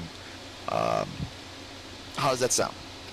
Nah, like, usually, so, if you have guards, we create, like, an entry for the faction, right? So in my notes, I have a section here for each person's faction, and it lists, like, units that they've got that they can call on for combat stuff. So you would actually want, like, a unit entry that says what equipment they have and how many troops there are. And so, like, the specific equipment is always important. Like, in the guides, whenever they list soldiers, they always say it'll be, like, 10 soldiers with obsidian swords. They always tell you, like, what they're equipped with, because, like, if you're doing combat with those units, the weapon matters. And whoever's got the better weapon has the advantage over the other one. I mean, we don't have too many of the, like, iron or steel, we don't have too much of the steel stuff, so, like, that could be something that's, like, given to kind of, like, commanders or whatever of the little armies that we're equipping. And then if you want to be like, oh, the rest of the guys are equipped with, like, regular spears, and you got one guy in the horde or whatever with, yeah, status symbols, prestige items, that makes a lot of sense. That would boost the loyalty of your people if the leaders have the special weapon to show off their status. Like, there's a whole hidden mechanic of loyalty, and if you mistreat your followers, they can betray you or cause complications. So stuff like that, where you give them special weapons, that really helps. Alright, so we don't sell this here, then. We just give them, like, the iron stuff. Yeah. There's a couple of special, like, maybe some of our chieftains or whatever, whatever the rank up, they want to give the special armor or whatsoever. Right. Like, you might want to have a champion that's got good gear. Somebody with magic items. Alright, we can do that. I'll stop selling them. But I have sold a bunch. Like, there's still a bunch of stuff left here. I'll divide this by 4 here. So each of us is heading 29,960 CP.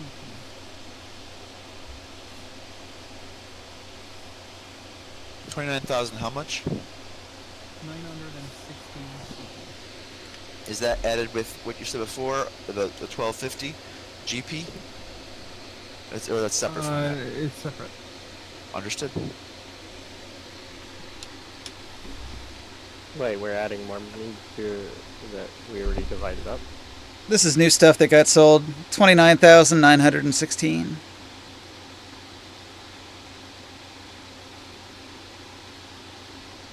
It's from selling books, it's from selling rings, it's from selling some of the gems, it's from selling a couple pieces of equipment that were worth quite a bit.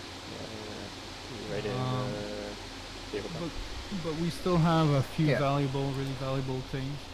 There are a few items that I haven't sold. There's one that I want to sacrifice, and a weapon, super evil. There's also the asteroid scroll and the asteroid grimoire that could be interesting for the Val Alliance. Yeah. Definitely a big quest item for them. They would love it. Yeah, it is. Something about teleportation to other planet and things like that. Planar travel. Yeah.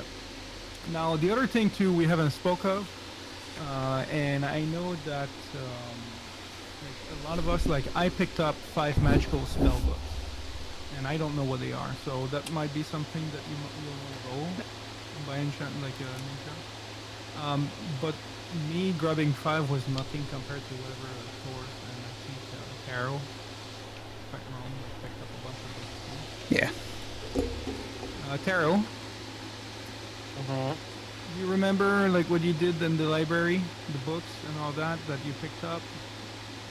I took 50 spell books and those plans I mentioned earlier. I don't know if you care if those were you. Yeah, so there's gonna be a little bit more to do. Ring of God. Okay, those that's your stuff, huh? I saw that. I was looking at the table. Dre Spy Loot, Dre Warrior, Stealing. What is it? Dre got Palace Loot. Oh, okay.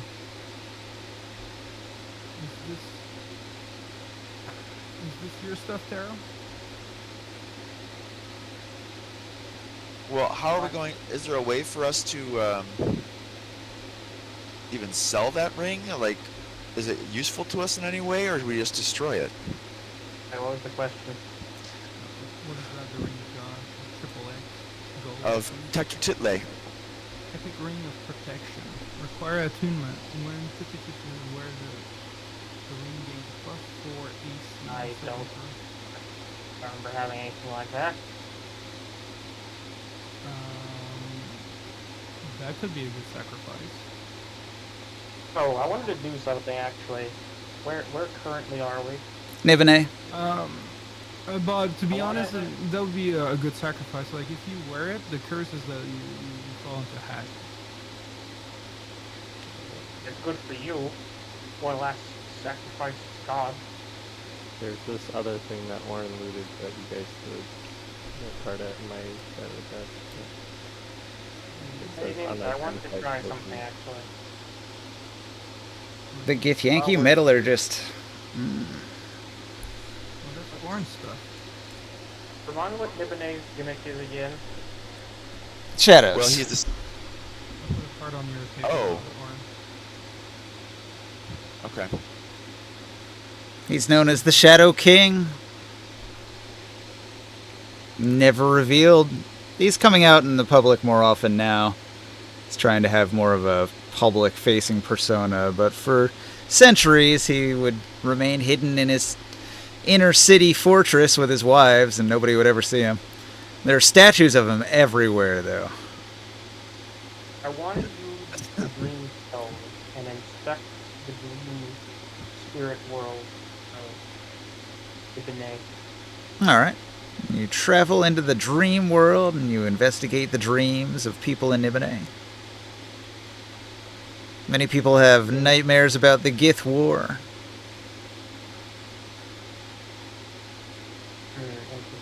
Interesting. See, this lets me do the things that I can't do with detect thoughts about being caught by everyone.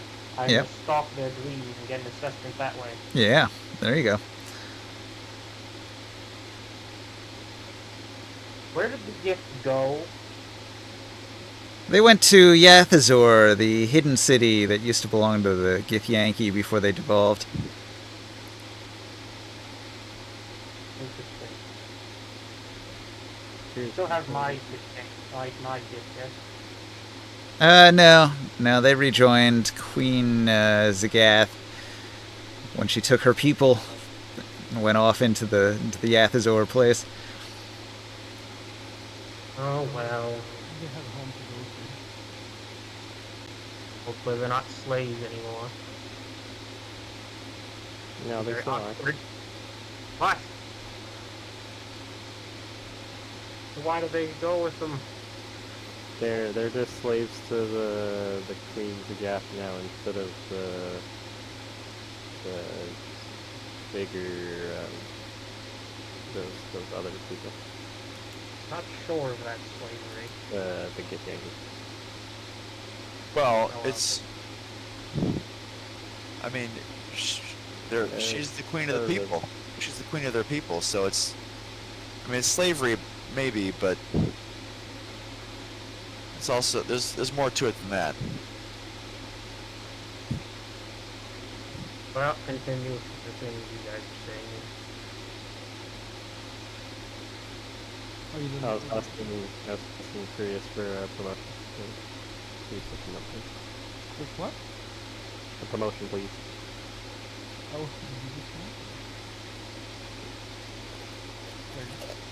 You never gave me one. Oh, okay, I think we clear a lot of the stuff. There's that card, Oren. That's some of the loot. Yeah. So I need to have that identified. Maybe Ringside, you can help me with that. The potion, and serpent staff. Assume I identify all of your stuff. Well, that's going to have to be a conversation with Ninja. Yeah, I'm looking up those Githyanki metallurgists. Let's see, we had 3 Githyanki metallurgists that were inside this place, and I think I'm going to have to go to the guide and look it up.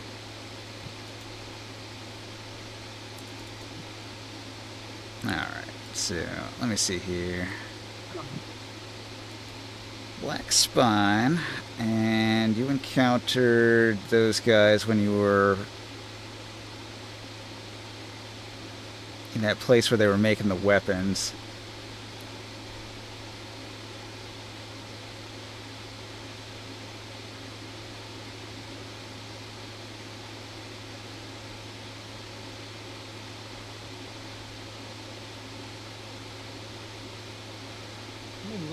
Quite a bit of gold there. Yeah, tons of gold. You guys are rich. I'll fix that.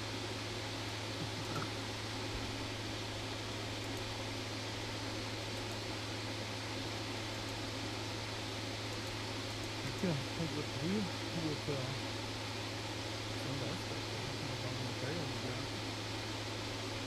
I do have like, I was able to collect like a pound of platinum.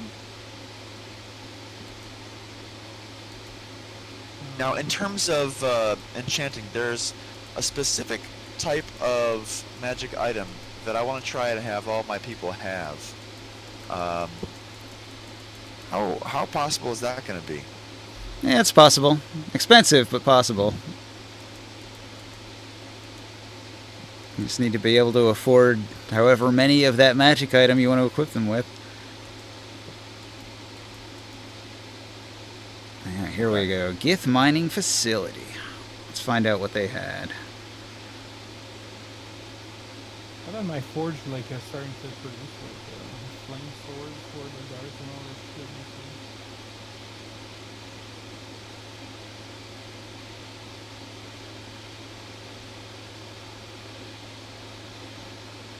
I have this silk cargo hold card that we had. I don't know if we need to sell off any of all that stuff that we got. Oren, where's that card at? Well, It's in the orange thing. Yeah, it's this one? upper Alright. left corner. This one right here, yeah. Okay. No, I don't think the cargo we haven't sold. Like I know that we bought like a bunch of materials that were at low price to resell at higher price. So That you was got the a stuff that potion we of fire found breath. on the silt skimmer when we were out in the desert area. Oh yeah.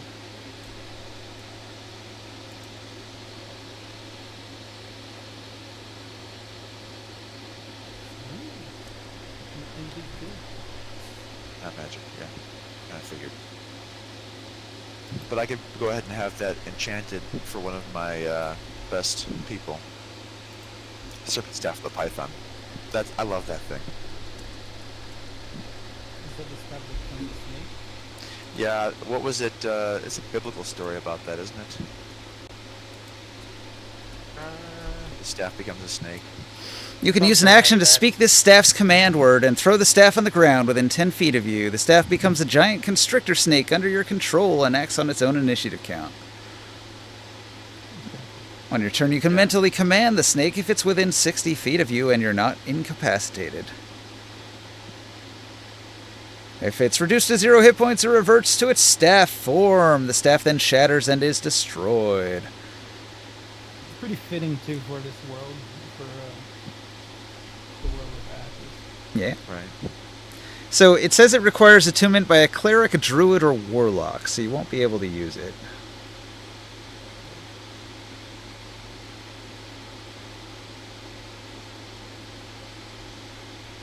Let's see. A steel dagger has a value of 2 gold pieces. I'm gonna have that enchanted for one of my people. Yeah, it's a nice dagger. Alright, so that's identified. So I see the target. You have all this started? We'll bring that back to tier and sell it, I guess. Yeah. Is that the stuff that you got from the crashed trader vessel that was out in the silt? I think so. Yeah.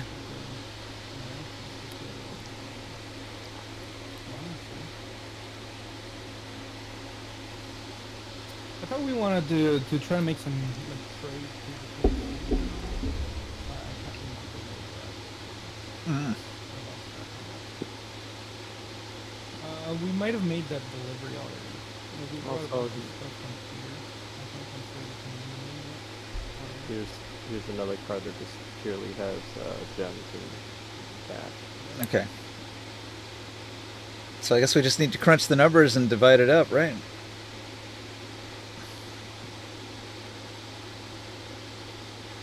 Yeah, that sounds about right. Unless somebody wants to keep one of these jams.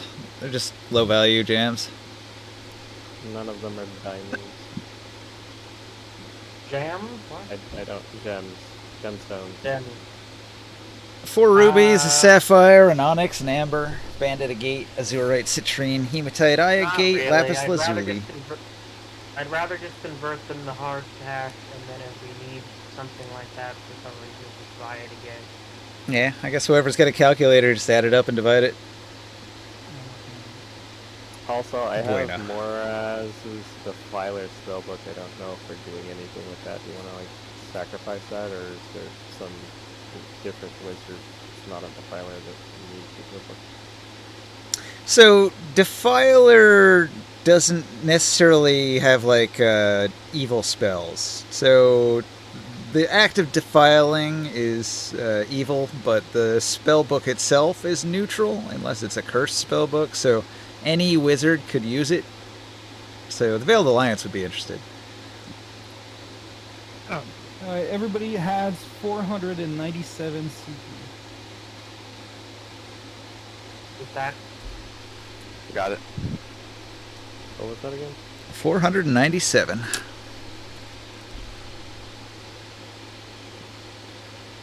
ceramic? Yeah.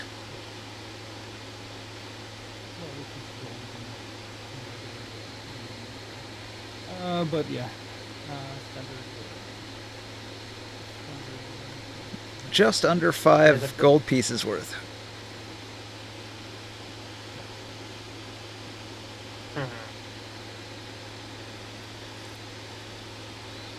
Yeah, all the numbers I've given you earlier is always.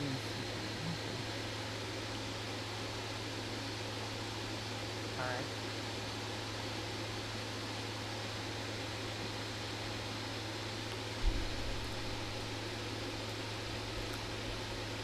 So, the next thing on my itinerary was for you to travel to Tyr, get home, reunite with your family and friends. Yeah. And the one thing I'd like to note too is like the gold dragon, the mission that I sent him on. Yep, I got notes for that. Okay, so does anybody else want to do anything else in Nibene before we move to Tyr? I have things that I'm going to be sending you in terms of the spy network. Yeah. But we don't have to do that on camera. Just know that, we're going to have a conversation about it. Just let me do what I'm Yep. going to... Yeah, Just send me a big DM and I'll add it to my notes. got it. Okay.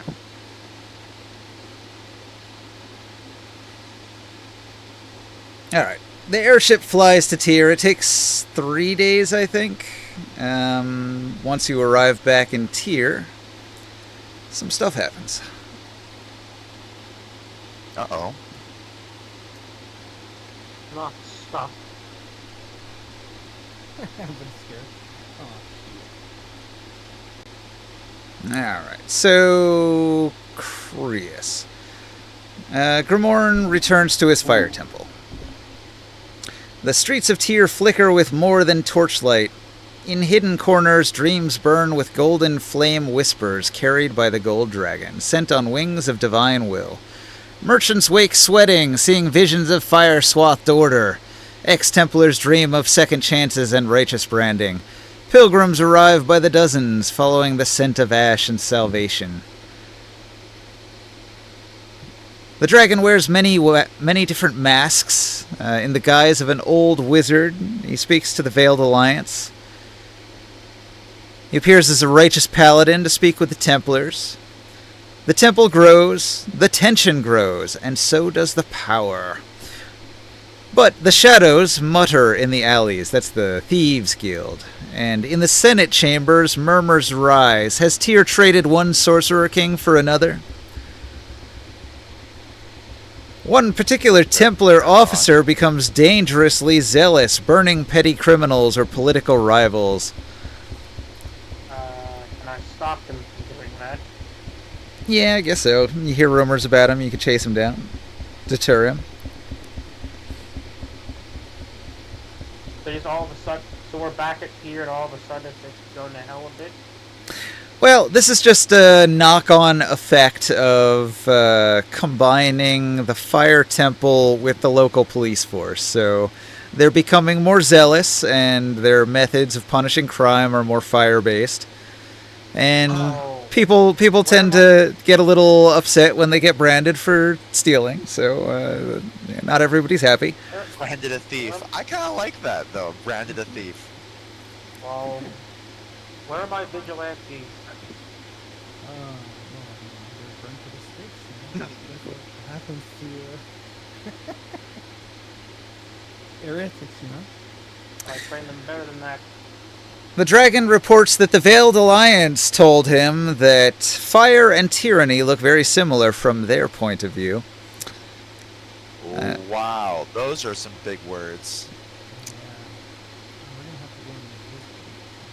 There's also a fire pilgrim who's visited the temple. He claims to be a prophet speaking with the voice of God, advocating harsher doctrines and punishing criminals. And he's been spurring on these zealous guards to greater and greater acts of fiery justice. Sounds like one of your friends. Well, it sounds like my friend the Golden Dragon here has been has been doing quite the work.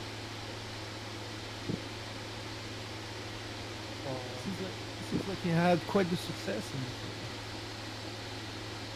this. How do you find your time spent in this world? The dragon would very much like to return to its own realm.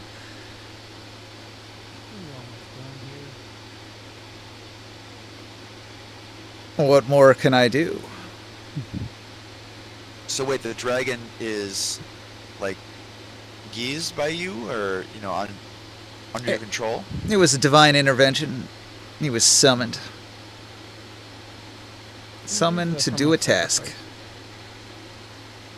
I got a service for 30 days. Yeah. Okay, so you want him to stick around until the end of his term. It probably has only been a week or more, maybe 2 weeks. I'm not totally sure, but it hasn't been a month yet. What is your? I want to ask you, what is your knowledge on magic? And the dragon can cast a variety of spells, but it's dragon magic. He couldn't teach it to you. Could you more read magic, medical books? Yes, the dragon could cast a read magic spell and read any magic tome. Because you can help us with identifying some of the books that we have been found to. We moved to another plane of existence. Yeah, That's where we were. in the guise of an old wizard, the dragon will spend time looking through the books and making notes of what spells are contained within. So you guys want the service of the dragon while he's still with us?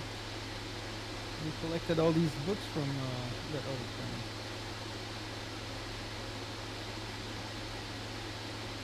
plane. Well, what could he? He can help us identify them. Who knows about magic? We know we have all these magic volumes. But it would be good to have someone we can trust tell us what's inside of them. Well, as the downtime activity, we can say that the dragon just reads all the books and gives you a general synopsis of what's going on in each book. So I don't want to compile all the data right now. We need to make a list of unidentified books, and then I can get at it some other day during my own downtime. Yeah. It would take way too long right now. So that's a way to be able to praise them as well. Yeah. Like if you guys want to sell them or keep some, or if there's some subjects that are of interest, then you can decide at that point, you know. But that's kind of a way for us to be able to. I think Taro has like 50 books. You know, I got 5 of them, and then Taurus has his own collection. But I have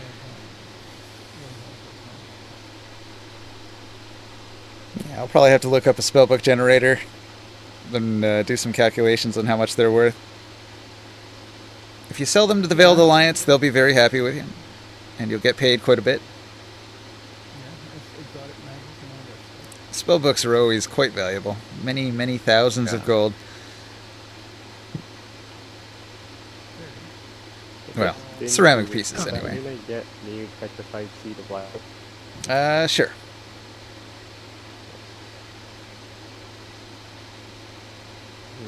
It says multiply with good magic. Do I get 2 seeds? It's like it multiplies it, or is it just one new one? I'm not sure. I think you get one new one. I'll explain to the group. I'll explain to the group what I have the dragons to do for me while we were gone. Gold dragons are they are noble, lawful, very very lawful. They're the most lawful kind of dragon. But they have like really special powers, which are to get into the dreams of people. And they can take a lot of different faces when they're recognized, like through the power everywhere.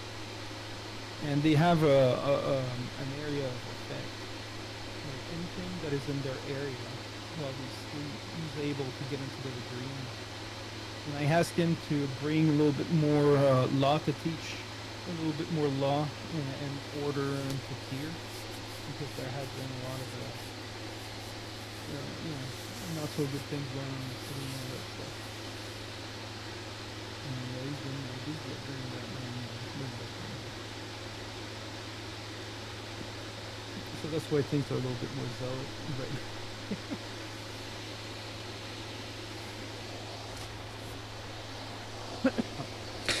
So, right, like you said, the all the burnings and things in the city of Tyr is kind of because of him, probably. well, yeah, and everybody following the rules of law and reinforced by the Temple of Flame. You know, it's a service we offer to the city, and to work with also the old guards of the city as well.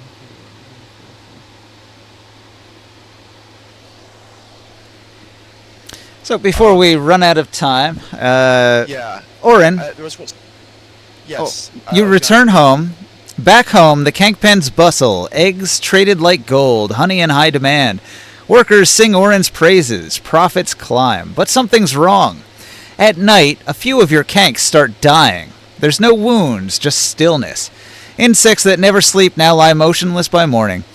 The apothecaries say they've been poisoned. The workers whisper that sabotage is afoot. I have a few guesses as to who did it and why they did it. And I was just going to ask you if my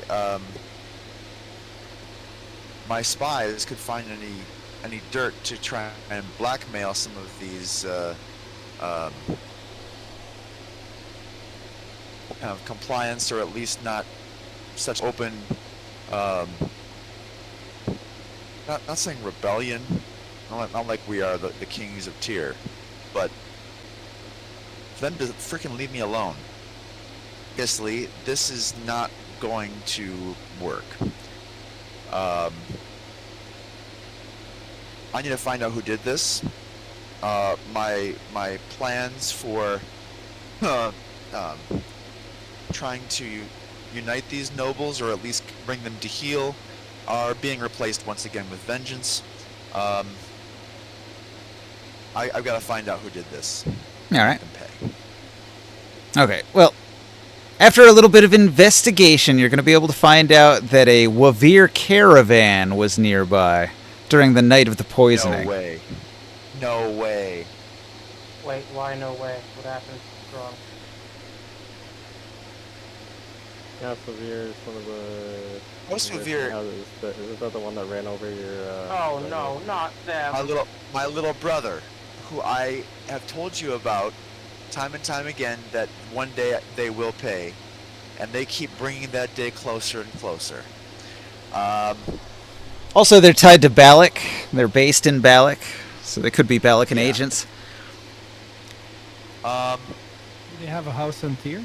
Yeah. Tyr has a merchant house for all of the major merchant houses.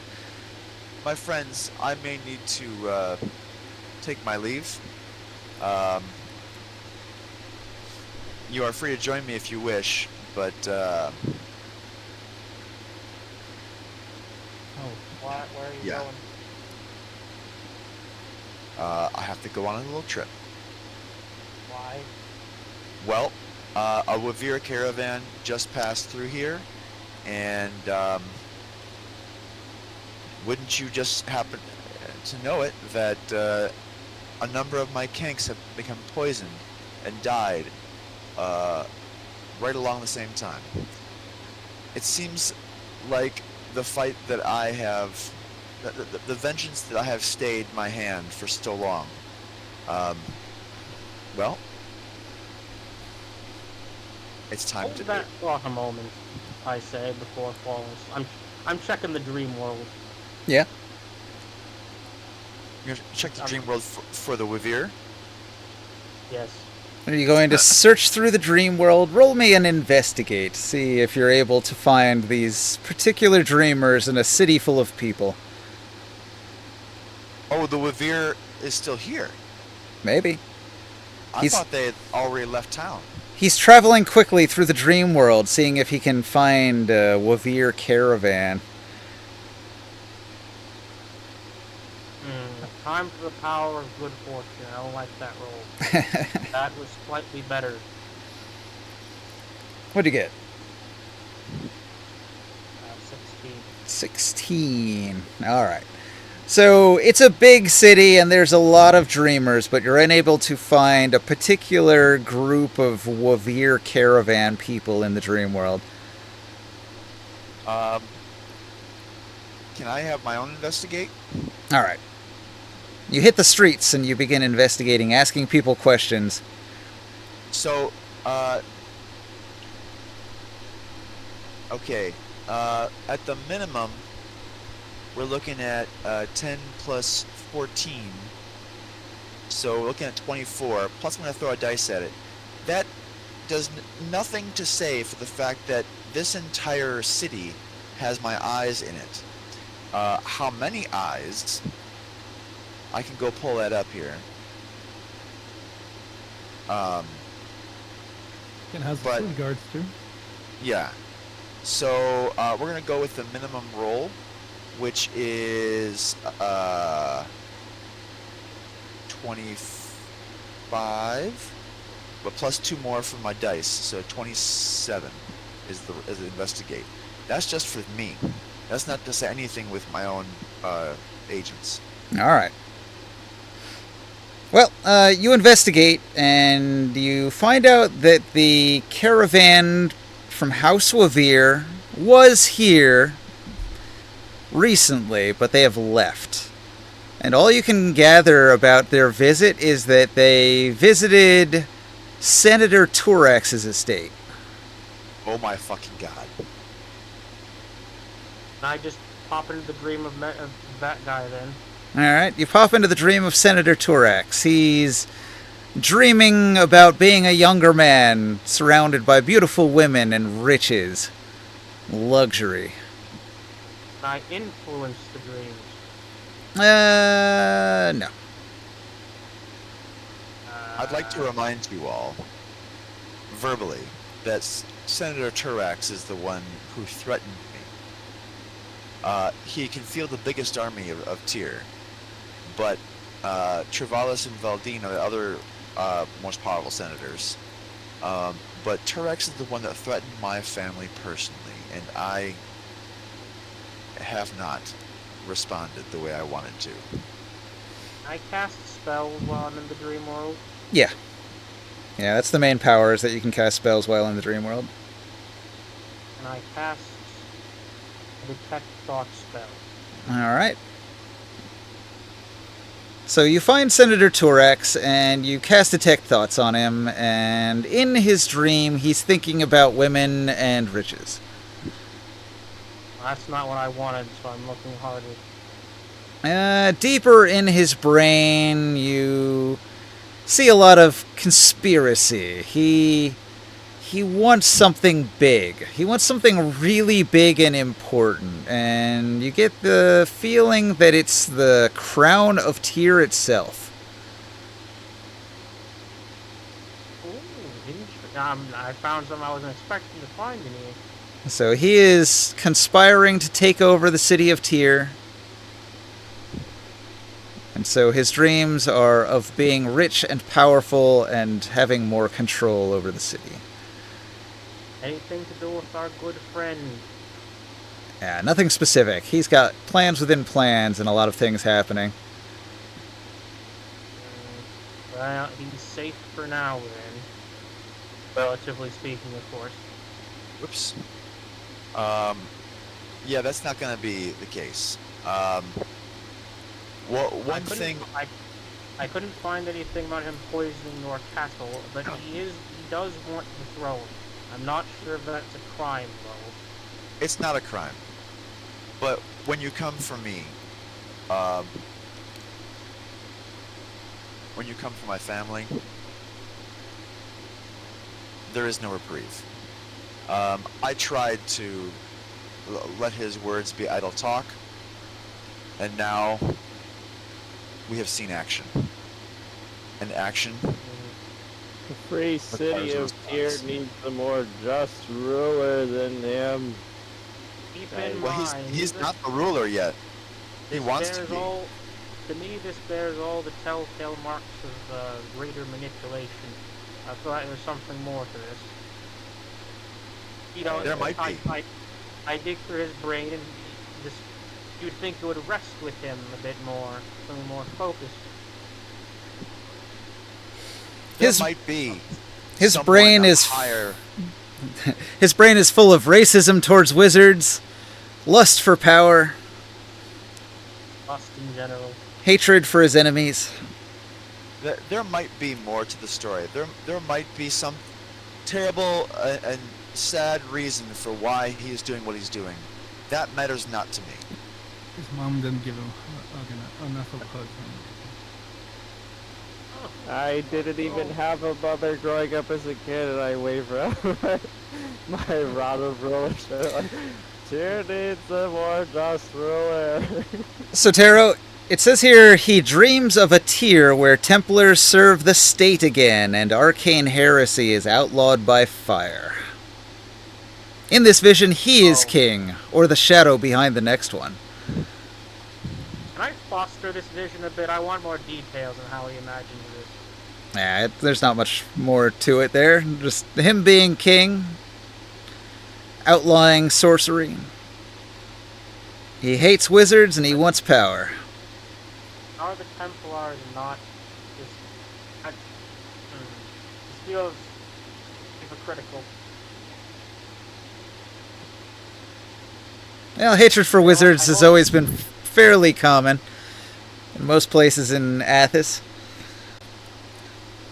The destruction of the natural world made people hate wizards in general. Even if they're good guys, even the Veiled Alliance, they still get a bad rep.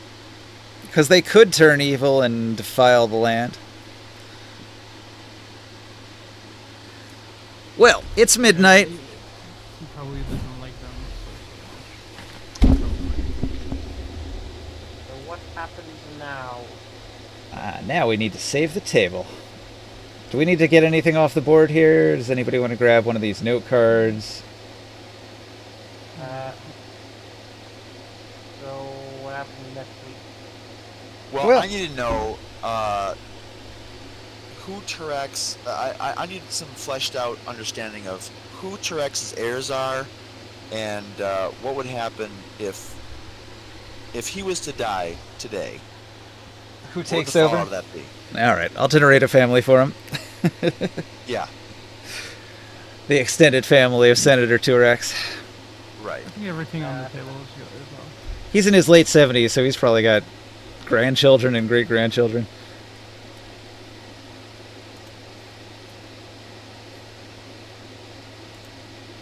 Alright, you can save it. Thanks for watching out there in Twitch land. I'm going to end the stream there. I might have to hold a family meeting.